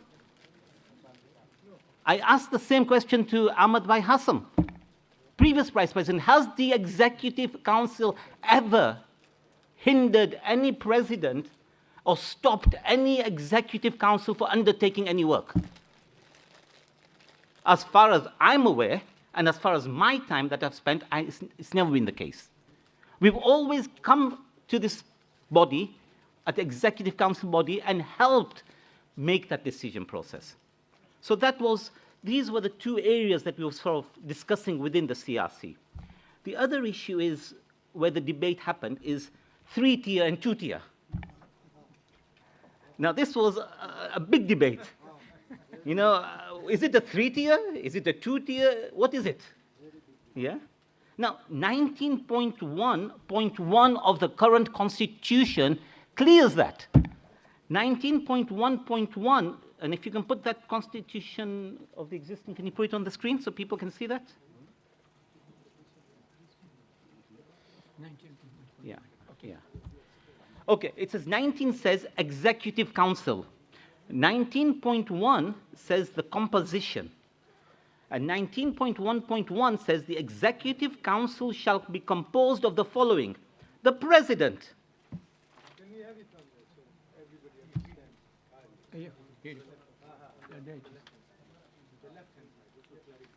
Oh, so left-hand side, yeah. So the Executive Council, which now we're saying is one of 3 tiers, okay? What does it say in the Constitution? The Executive Council composition 19.1 is the President of the Federation, Vice President of the World Federation, Secretary General, Honorary Treasurer, and then it goes on to the Assistant Secretary, the Honorary Assistant Secretary, the 8 ordinary councillors, the 8 appointed councillors nominated. We are the Executive Council. Where is the third layer? Where is the third layer? Executive Council, 1 layer. Conference, the 2nd layer. Where is the third layer? This was the debate that we were having. It's there. It's clearly there. Okay, where does it say? Okay, where does it say next week? Where does it say? 19.2? No, office bearers. Okay, sorry. Let me finish, and then you can then come in and question me on this. The office bearers, because the charity needs trustees.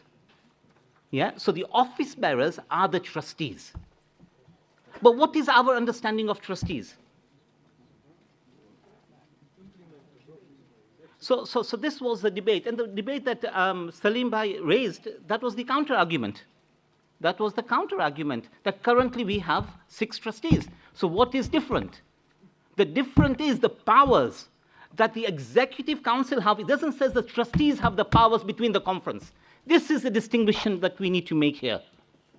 Now, if the House feels that you want to vest those powers into 6 individuals, no problem. No issues whatsoever. But that's a decision that you've got to make. Where is the biggest the third argument on this whole issue is the oversight. By undertaking this particular change that we have currently done, that Maqbul Bhai has eloquently presented to us, where is the oversight? The first layer of oversight is the Executive Council. Today, and we'll take a live example. The live example, there was 2 issues, one yesterday and one today, where the Executive Council, and I suggested 2 issues where I think there may have been a slight oversight, and they were amended or they were rectified. Because it was presented here at the Executive Council, we wanted to move forward, we rectified it. That is the power that we will lose. The oversight power that the Executive Council provides will be lost in this particular structure. So, to end this was the discussions, and I'm just giving you a flavor of the discussions that we had between the CRC. They were very cordial, but they were robust. There were fundamental disagreements to the position that I'm saying and the position that is being advocated.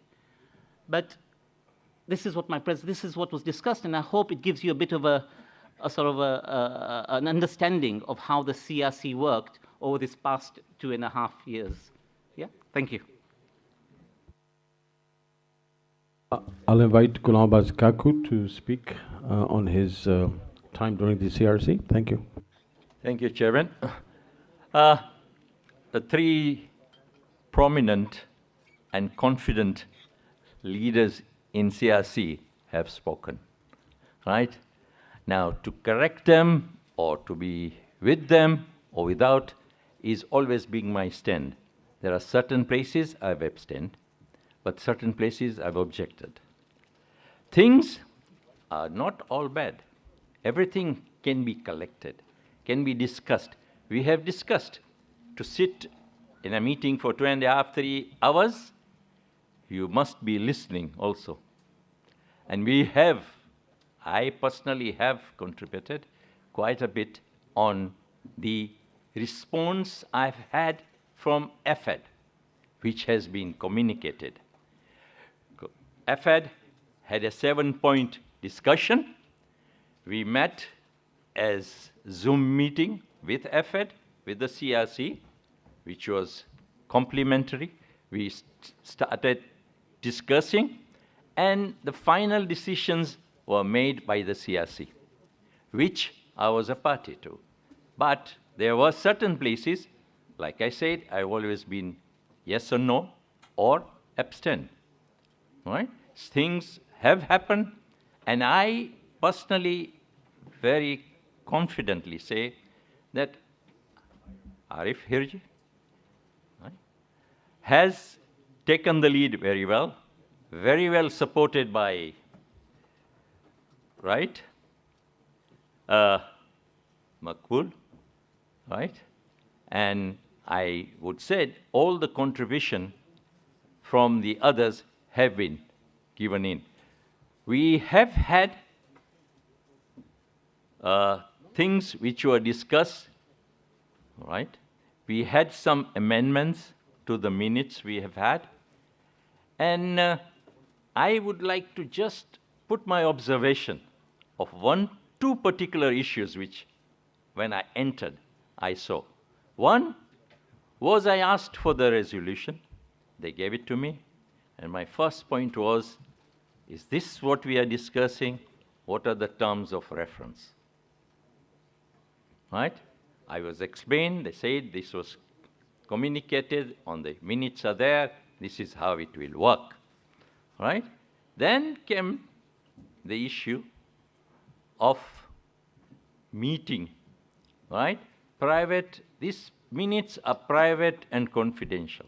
I said to the CRC, I represent EFED, and I'm sure EFED needs a feedback from me.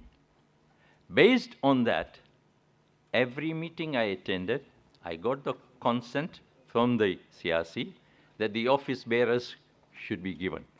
I made the point that after every meeting, I CC the minutes to all 4 office bearers. And I can surely say, they can vouch, they have received. It was done as soon as I get the minutes passed, and it was forwarded to them, right?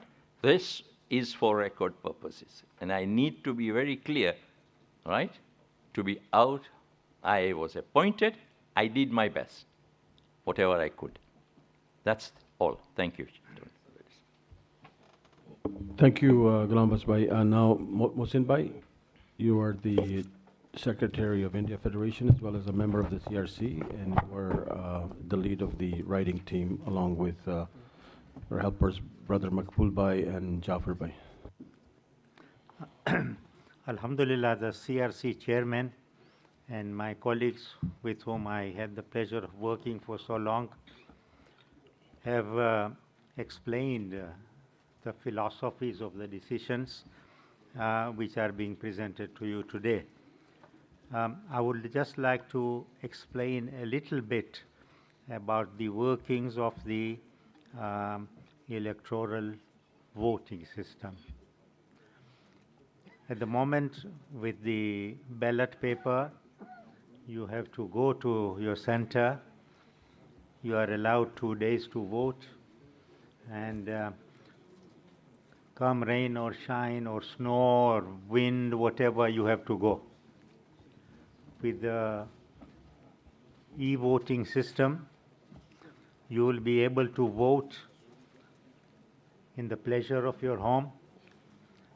You will have a 24-hour slot, within that 24-hour slot you have to vote. You can vote according to your choice, by email, by SMS, by WhatsApp, or by going to you can't use the electronic system, you can't use the computer, you don't have a smartphone, you can go to your Jamaat and vote there. So these are the systems that are open to you. Number two, you don't speak English, so how will you get communication from the e-voting company? You will be given a message in the language of your choice. So far we have chosen English, French, Gujarati, Hindi and Urdu. And I think recently somebody said we have to add Portuguese. So in the language of your choice, you will get a message. And you are the only person, and you will get a direct message and a password. When without that, you will not be able to vote, and nobody can vote for you and pinch your vote. So that is the system. We try to get rid of the anomalies we were getting in the voting system. And I think that is very important to understand that, and that people, we are taking, for example, your first name, second name, last name, and date of birth. This is standard procedure. Even if you go to the NHS here, you are asked your date of birth so that it is proven that you are you. The only way that the computer will realize it is you who is voting is by asking you a few random questions about yourself. So in case somebody has got your password, you can still, somebody cannot vote without your permission. You are the only person who will be able to vote. I hope that is making the voting system clearer.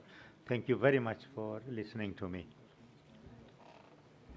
Thank you, Mohsin Bhai. Now invite Brother Ali Hassan Ali, member of Nasimco, representing Nasimco and the CRC. Thank you. Just a couple of quick points. Alhamdulillah, it was definitely a pleasure to work with each and every one of these individuals. Maybe you all have the passion that Rasul Bhai brings to the team.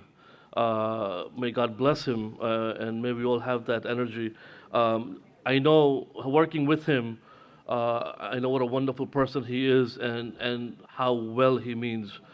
Just wanted to give a slight clarification, well, not a point of view, if I may say, that in listening to his passionate points, one may misunderstand that it was me versus them kind of an opinion. I assure you it wasn't, and it was a very much of a healthy debate, and there were very varying levels of opinions shared, and alhamdulillah, at the end of the day, it was whatever was decided and proposed was on a majority voting, while some abstained or objected. Just also a second clarification I wanted to make. While you do compare the SOP document, after the documents were released, I personally found that there were some misalignments in the text of what was being proposed to what was the original. I do have the documents, so if you do have a question around, I will definitely pass. Our chairman also has a document, so if you do see some misalignments of points between the before and after, you can refer to the additional clarification to receive that. Wassalam. Thank you, Ali Hassan Ali. Last but not least, and I know he's playing a double role, and I really want him to state his view as to the SG. Huh? You don't want to hear his view? Somebody that's please, the SG Arif Ali Hirji, representing the office bearers. I have very good news. Two of them. First of all, Eid al-Adha is coming very soon. The second one, we need to have gift. My gift is, you've heard from my colleagues and inshallah we continue. Bismillah.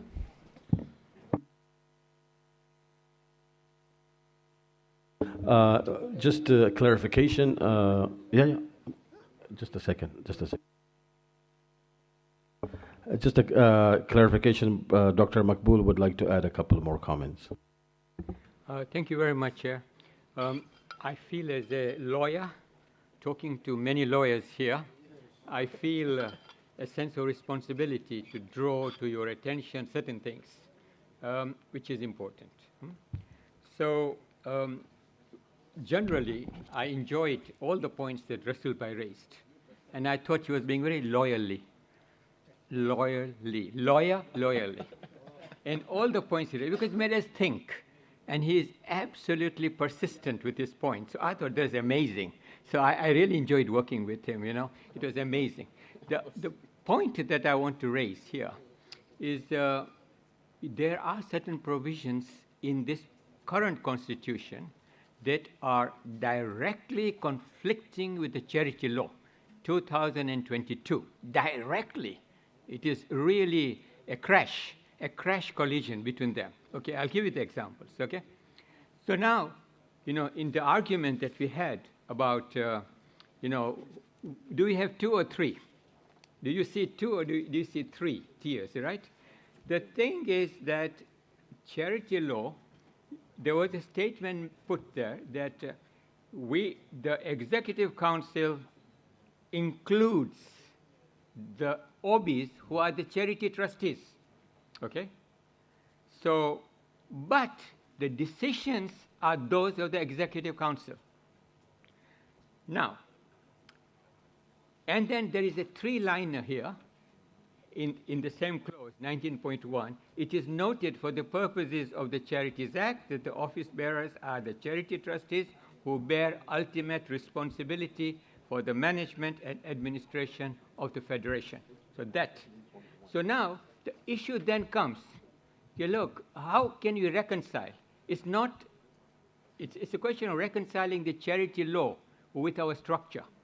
And that is an important point, because if there is a direct conflict between them, we have to deal with it, because we are a charity with a huge cash or assets and all the money that we get through, so we need to deal with it.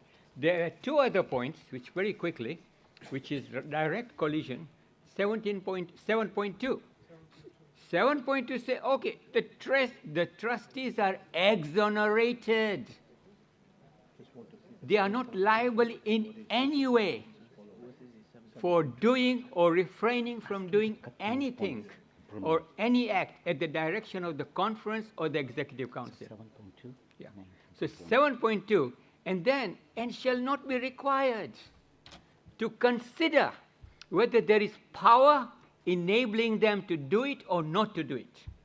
The simple fact that they have been asked by the conference to do some act, they don't have to ask any questions.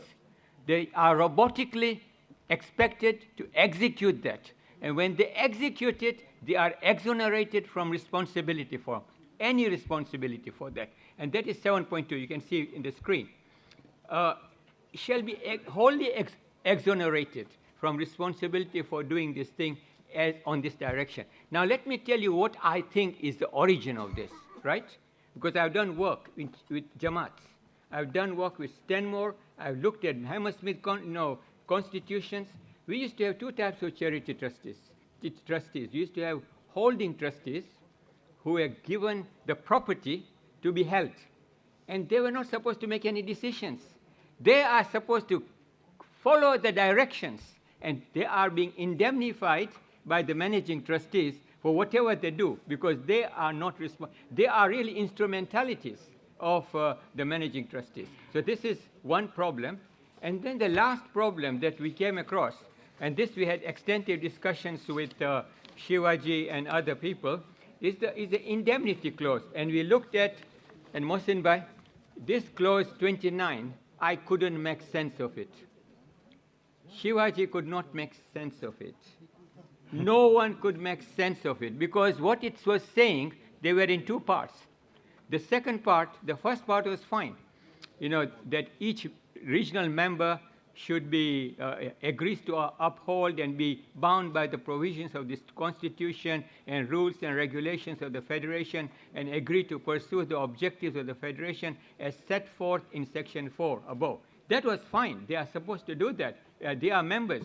But by accepting membership, each regional federation, associate member, constituent members, the individual Jamaat members, agree to indemnify, defend, hold harmless the federation and their other members. That was a very ambiguous statement there. Other members, what are there? Officers, directors, trustees, councillors, employees, from and against any or all claims, causes of action, damages, suits, legal proceedings, or controversies of any nature arising out of or relating to any of the members' violation. Which members? Members' violation. That was such a wide-ranging indemnity that I have never seen being given in this particular way. And I think to make sense of it, you couldn't say who is indemnifying. It seemed to me that everyone is indemnifying each other. Where does it? It's circular. It becomes circular. If one person initiates something, then everyone has to indemnify the people who are against whom the action is being taken. And that does sound as something that's not very, very, very good to keep, and certainly needs to be looked at. And we had extensive discussions with Shivaji on this. I identified this point as something that was of concern to me, and therefore we went for trustee indemnity insurance. We said, forget about this indemnity clause, which is not understandable, which is not comprehensive.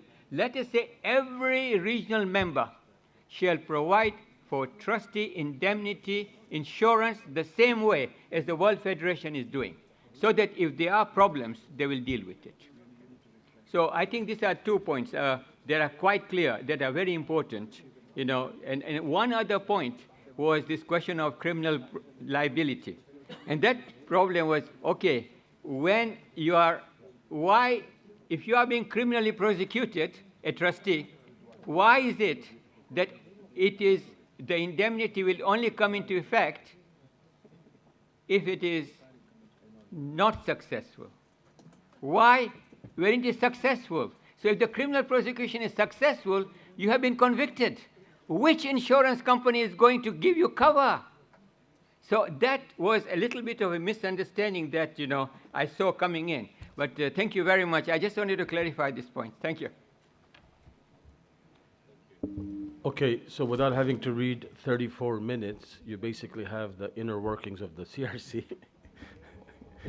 And over and above that, we also did invite different regions, and we extended invitations to all the regions to come together to hold a sort of mini conference. As is difficult to get people together across time zones. You can put that. So we did have discussions with AFED direct. We obviously have disagreements with their interpretation and ours. That's quite clear. We had discussions with COEG. We had discussions with NASIMCO. We did not have discussions with Africa Federation, but we had multiple discussions with Pakistan Federation. So there is a lot of input from the federations as part of this document. And there's a lot of amendments that came, or a lot of offerings of amendments that came after. So what I propose is that we have had time to sort of categorize those amendments into, and I will allow Makbul Bhai to, well, actually, Makbul Bhai thinks that you get paid as a lawyer. He thinks you get paid by the words, yeah? But, oh. Salawat ala Muhammad wa ali Muhammad. Allahumma. I don't leave it for tomorrow. Are you sure? Not with this guy. Okay, yeah. Okay. Okay.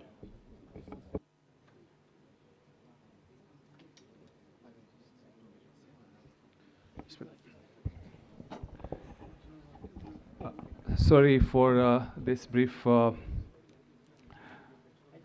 break. We will continue very shortly with Arif Baisaria. But at this point, I want to take this opportunity to welcome the representative of His Eminence, Ayatollah Al-Uzaba Sayyid Ali Husseini Sistani, Hujjatul Islam Sayyid Murtada Kashmiri, to our meeting.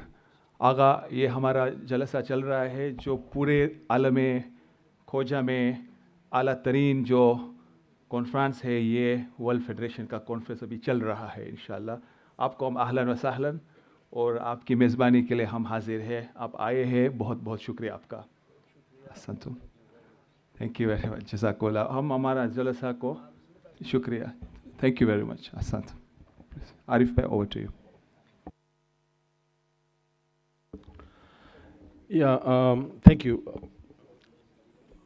I think, Mr. Chairman, considering our esteemed guests, perhaps the ongoing discussions with specificity perhaps can wait for tomorrow. If I may request the chair to adjourn the meeting, and I'll make myself available to members and delegates to approach me and my team to discuss sort of an informal basis, and perhaps we can then gather the points together. And for tomorrow, inshallah, we can come back with some of those points. Mohsin Bhai, I think we're on a good, strike here. We agree, you and I, and he agrees with you. So you got two, right? Which is fantastic, That's a success. So let's, Yeah, we'll adjourn for tomorrow. Before we adjourn, if it's okay, Arif Bhai, has your team exhausted and completed its presentation? Yes, we have. There's one element left, but I think it could be covered tomorrow. That's basically based on the feedback. So really, it's a different process. So it's based on the feedback we received. We categorize it, but I'm looking forward to additional feedback on the floor, and I'll make myself available to members and councillors and delegates. So the reason I'm asking is, I'll come to you. A few people have raised that. I'll come to you. The reason I'm asking is that we do have half an hour, in the sense that more than half an hour. The program commences at 7:30. His Eminence, his representative, is here early, but we can continue if we need to. Of course, now the CRC has done its presentation. I'm sure they are exhausted as well. They probably need to have a break. But my humble suggestion to you is, before I open the floor, of course, we will respect your judgment that we should deliberate tomorrow, but why don't you, do you have chance to complete the feedback you have had? You have half an hour, that's all I'm saying. So in that way, tomorrow we go straight and start the discussion. That will be my suggestion. We have half an hour. Yes, so we already have 4 or 5 hands up, so we have noted that. If it is acceptable, let them finish their deliberation today.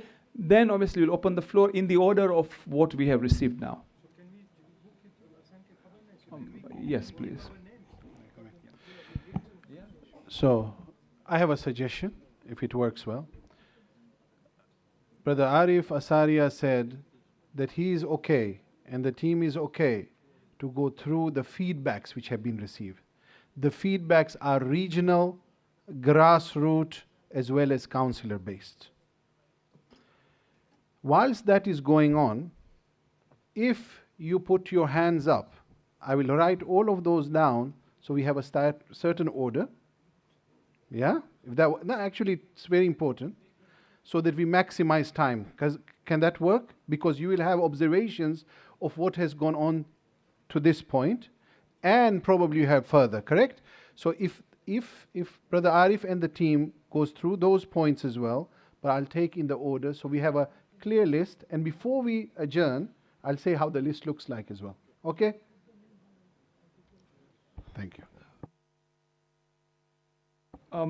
I suggest that let them finish the presentation now, if that is okay.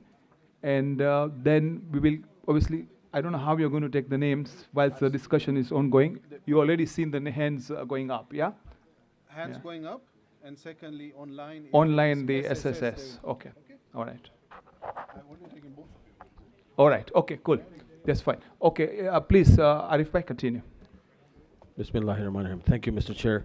As I stated, once we completed, if I can ask for order, please. Please, I will appreciate some order, yeah? Thank you very much. We only have half an hour. We'll give you some break before the program commences.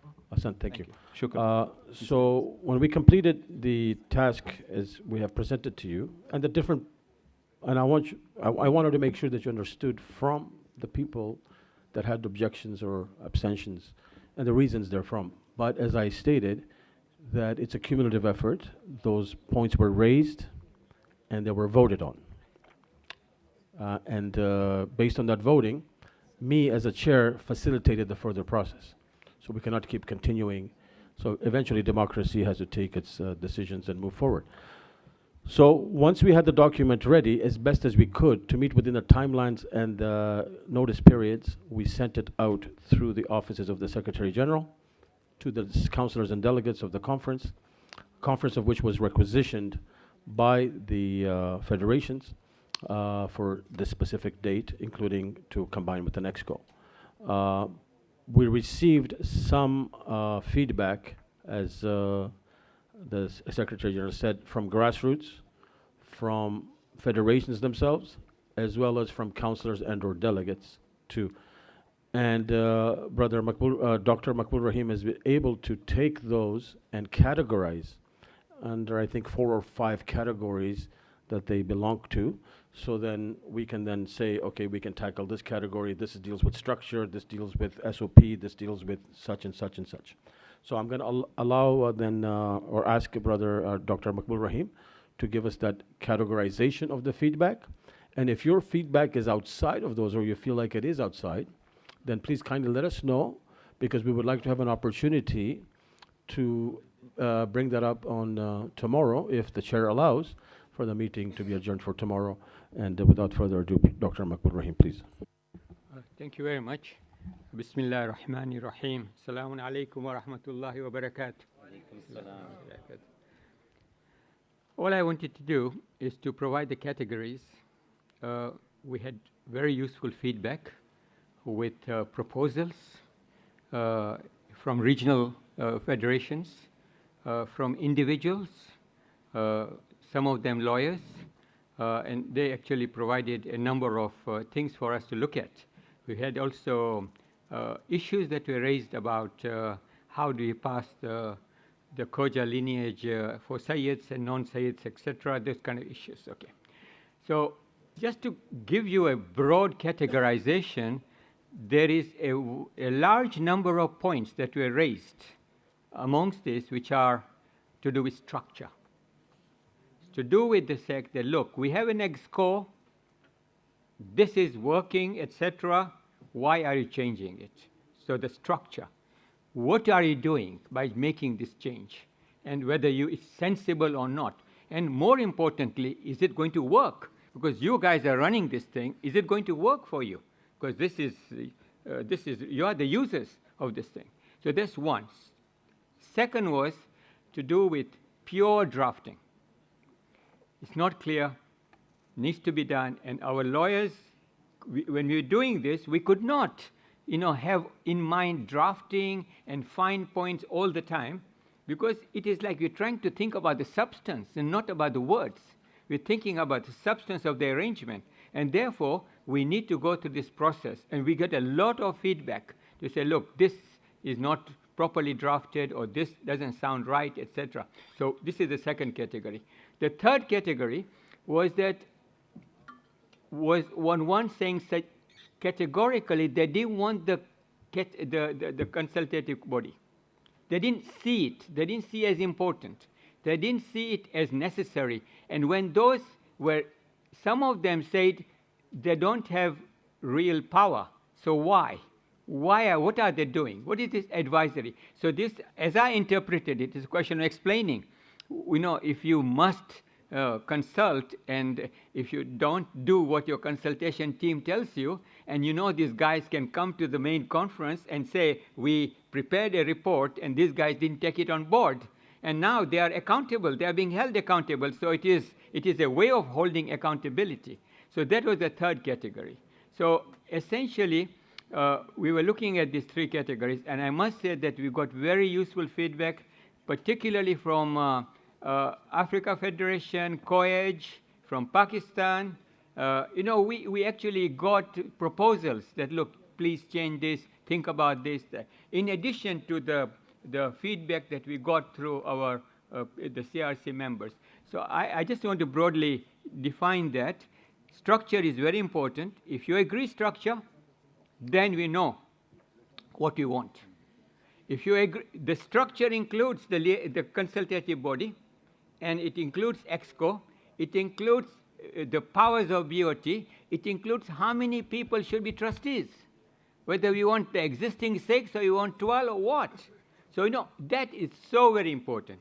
And that needs to be fully understood, and there should be buy-in from all the major stakeholders on that this is the way we want to go forward.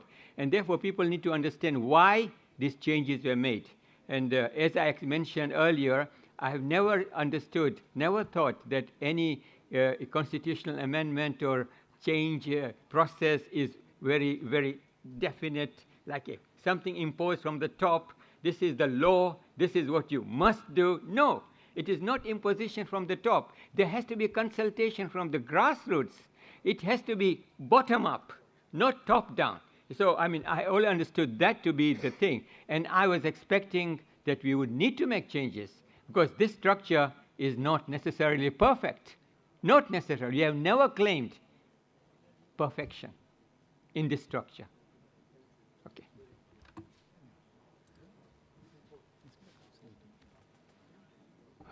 Anything else? You covered everything? All right. Arif Basaria is not here.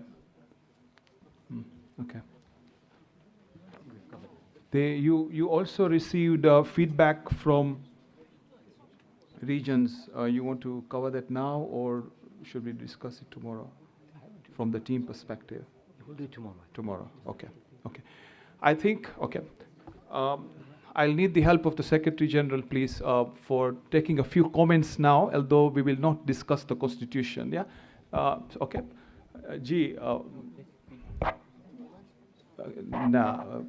You put the names, yeah.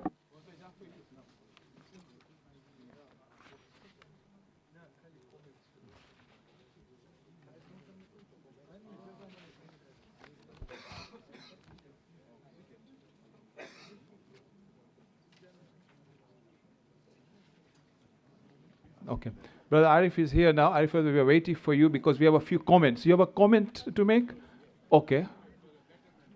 Okay. If we have a quick comment, let's hear that comment, please. Mr. Chairman, I personally feel this is a very important document which you are creating. I think the chairman and their three from each region should sit down with the whole committee, give them about half a day tomorrow, let them go through a whole thing and sort it out. Because I personally feel that if we are going one by one, we are not going to do anything. We are not going to go anywhere. Because the procedural problem, there is every problem there. Because somebody just told me just now that what is the reason for changing this thing? Is there a need of change? And there is $1 million question. It's true. Do we really need the change?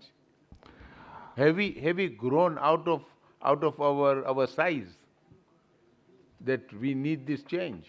So for that purpose, I think we better look into it and see if we can provide the membership, because the membership, this belongs to the 6th region. So 6 regions sit down together and work it out and then come back to us.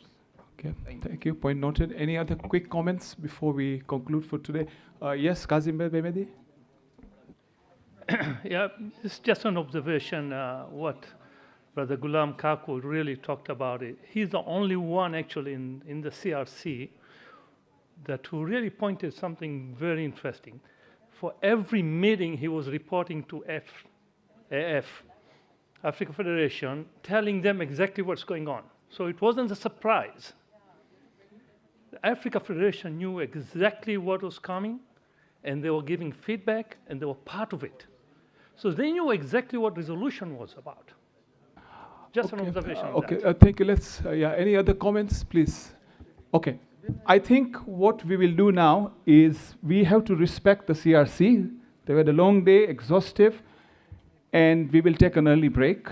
Inshallah, you can socialize. I have just got information from all the team members that if you want to socialize with them now, have informal discussions, give them your points and ideas in the next sort of half an hour break that we have before the opening of the eye care, they are available to be there to give you the time in the room on the right hand side.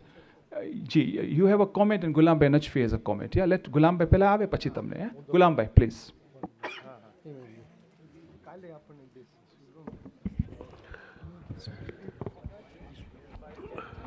Mr. Chairman, I think my comment was, we started this afternoon after a little bit of deliberation, yes, no, what was agreed, what was not.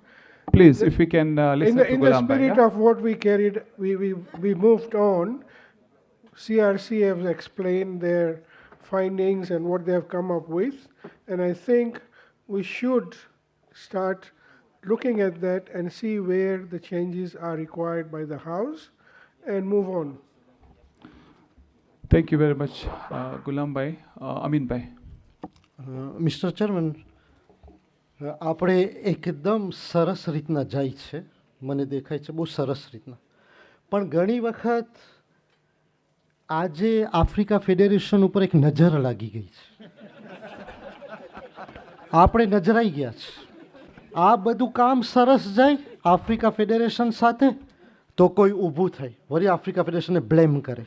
એને ખબર હતી, પણ ભાઈઓ કેટલી વખત હા Africa ફેડરેશનને બધી ખબર હતી, બધી ખબર છે ને ખબર પડવાની છે. તો મને લાગે છે જો નજર લાગી હોય તો સદકો જરૂર કાઢી નાખજો. તો પ્રમુખ સાહેબ, હું હેમ્બલી રિક્વેસ્ટ કરું છું અહીંયા બધાય પાસે કે હવે આપણે બધા એક છે, બધાય ગુડ સ્પિરિટથી જાય અને હવે આફ્રિકા ફેડરેશનના પીછે ન પડે કે કેમ આમ પ્લીઝ પ્લીઝ મારી, કારણ કે આમાં છે ને પછી આપણી રૂકાવટો આવે છે. પ્લીઝ પ્રમુખ સાહેબ. બસ ઇન્શાલ્લાહ જેમ આપને કહે છે ને તારી બે હાથથી વગરે, મને યકીન છે ઓલરેડી તમે ઓફર કરી નાખી છે તમારી હાથ, અમે બધા રેસિપ્રોકેટ કરે ઇન્શાલ્લાહ.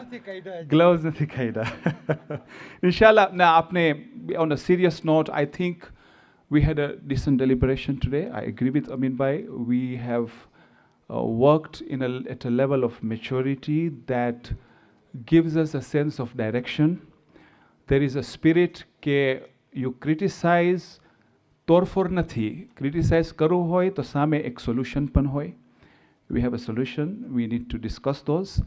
And I think it is time for reflection and retrospection. We have had 2 full days of deliberations, 1.5 days of EXCO, and a good half day listening to the CRC. We have guests that are now pouring in for the opening of the eye care, and you might want to socialize with them as well.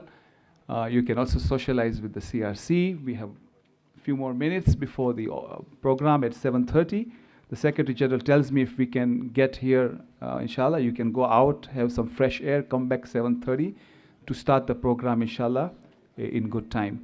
So with that, I think I will conclude the meeting for today, and we will recommence tomorrow at 9 a.m. sharp, but I'll ask the Secretary General to give you the logistics for tomorrow, please. But please let us keep the time tomorrow, because it got late today, we had to start. પછી તમે લોકો વહેલા આવી જાજો કાલે, please. Okay. What I will say now will determine the success of tomorrow, inshallah. Very serious. First of all, tomorrow I hear from the CRC that they will go through the categories of feedback which has been received. We've only heard what categories, but what the feedback was. That's not been heard yet, so that's one. To manage expectations, breakfast is at 8 o'clock. 9 o'clock is Quran sharp. 9:10, 9:15, depending on the Quran and how fast we sit down, we are starting. If people are not here, we will have a problem. So can we have the support from everyone? that's fine, but again I come back. The names, can we book the names now? I have the names now, and I'll read out the names. Who I have now. We have Muhammad Arif Jagani. We have Shabir Bhai Najafi. We have Ali Hassan. We have Shahid Murji. Sabira Bhai Lakha. Salim Bhai Hamir. Murtaza Bhai Kanani. Now, where I'm uncertain is because some have already spoken, and I want to just clarify, do they want to come in? It is Murabbi Muhammad Bhai Jafar, Amin Bhai Nasser, Mohsin Bhai Kanji, okay, and Dr. Mohsin Jafar. Yeah, you're back. You're back. I mean, I will get them now. Yes. Yes, yes. Mohsin is there. Murabbi Muhammad Bhai? Mohsin is No, you're fine, okay. Yeah. Akil Hirji. Dr. Hussain Jiwa, yeah? Akil Hirji. Fine. Done. So, besides the names which I said after Murtaza Bhai Kanani, is Amin Bhai Nasser, Mohsin Bhai Kanji, Dr. Mohsin Jafar, Dr. Hussain Jiwa, and Akil Bhai Hirji. Sawa? Asante sana. Very good. This meeting, before we adjourn, we take a moment here that many people who have passed away through the year, collectively, we have such a huge gathering. Suratul Mubarak al-Fatiha.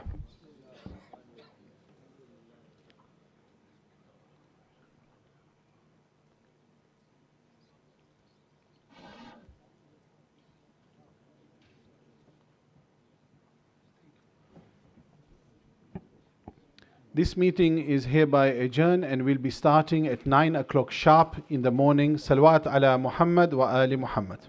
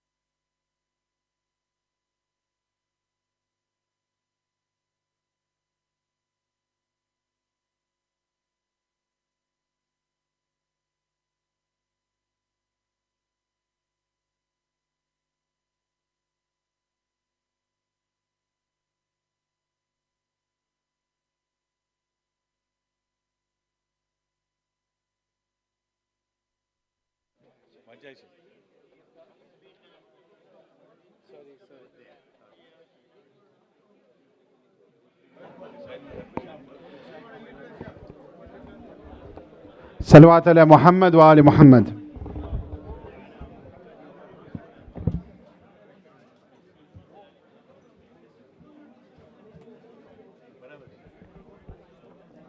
Can I have everyone's attention, please?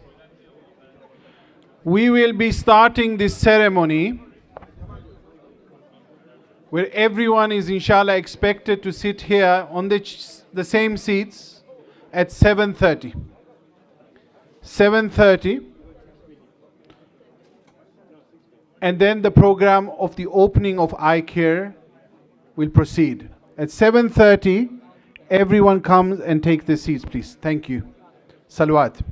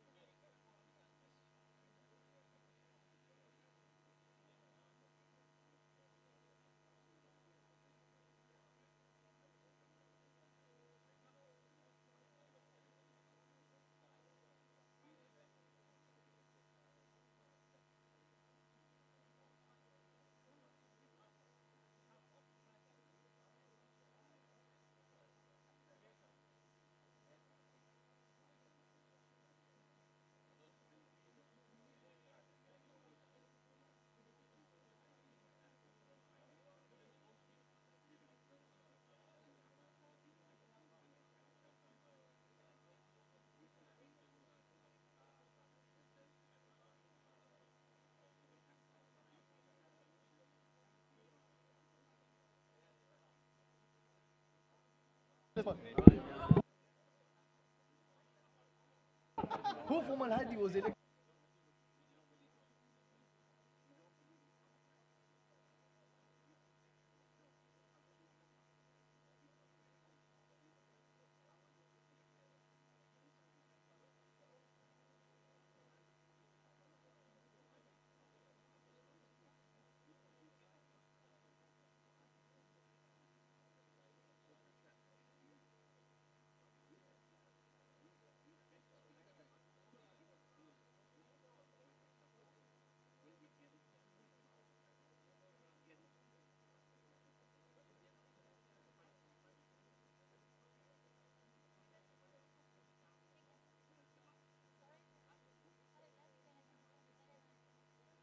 Assalamu alaikum, brothers. Can you please get the regional federations who want to meet with the CRC here? Thank you.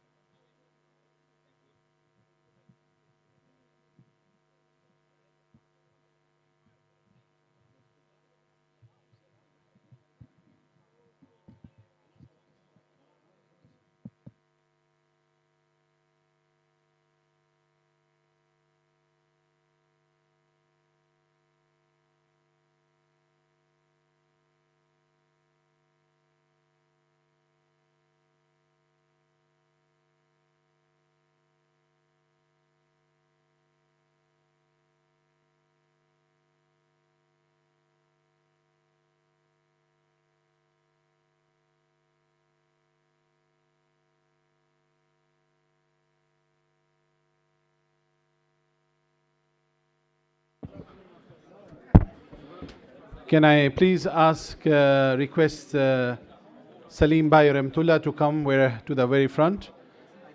Can I also please ask Arif Bhai Jeksi to come, please? Arif Bhai Jeksi. Can I ask Amin Bhai Nasser also to come here to the front, please?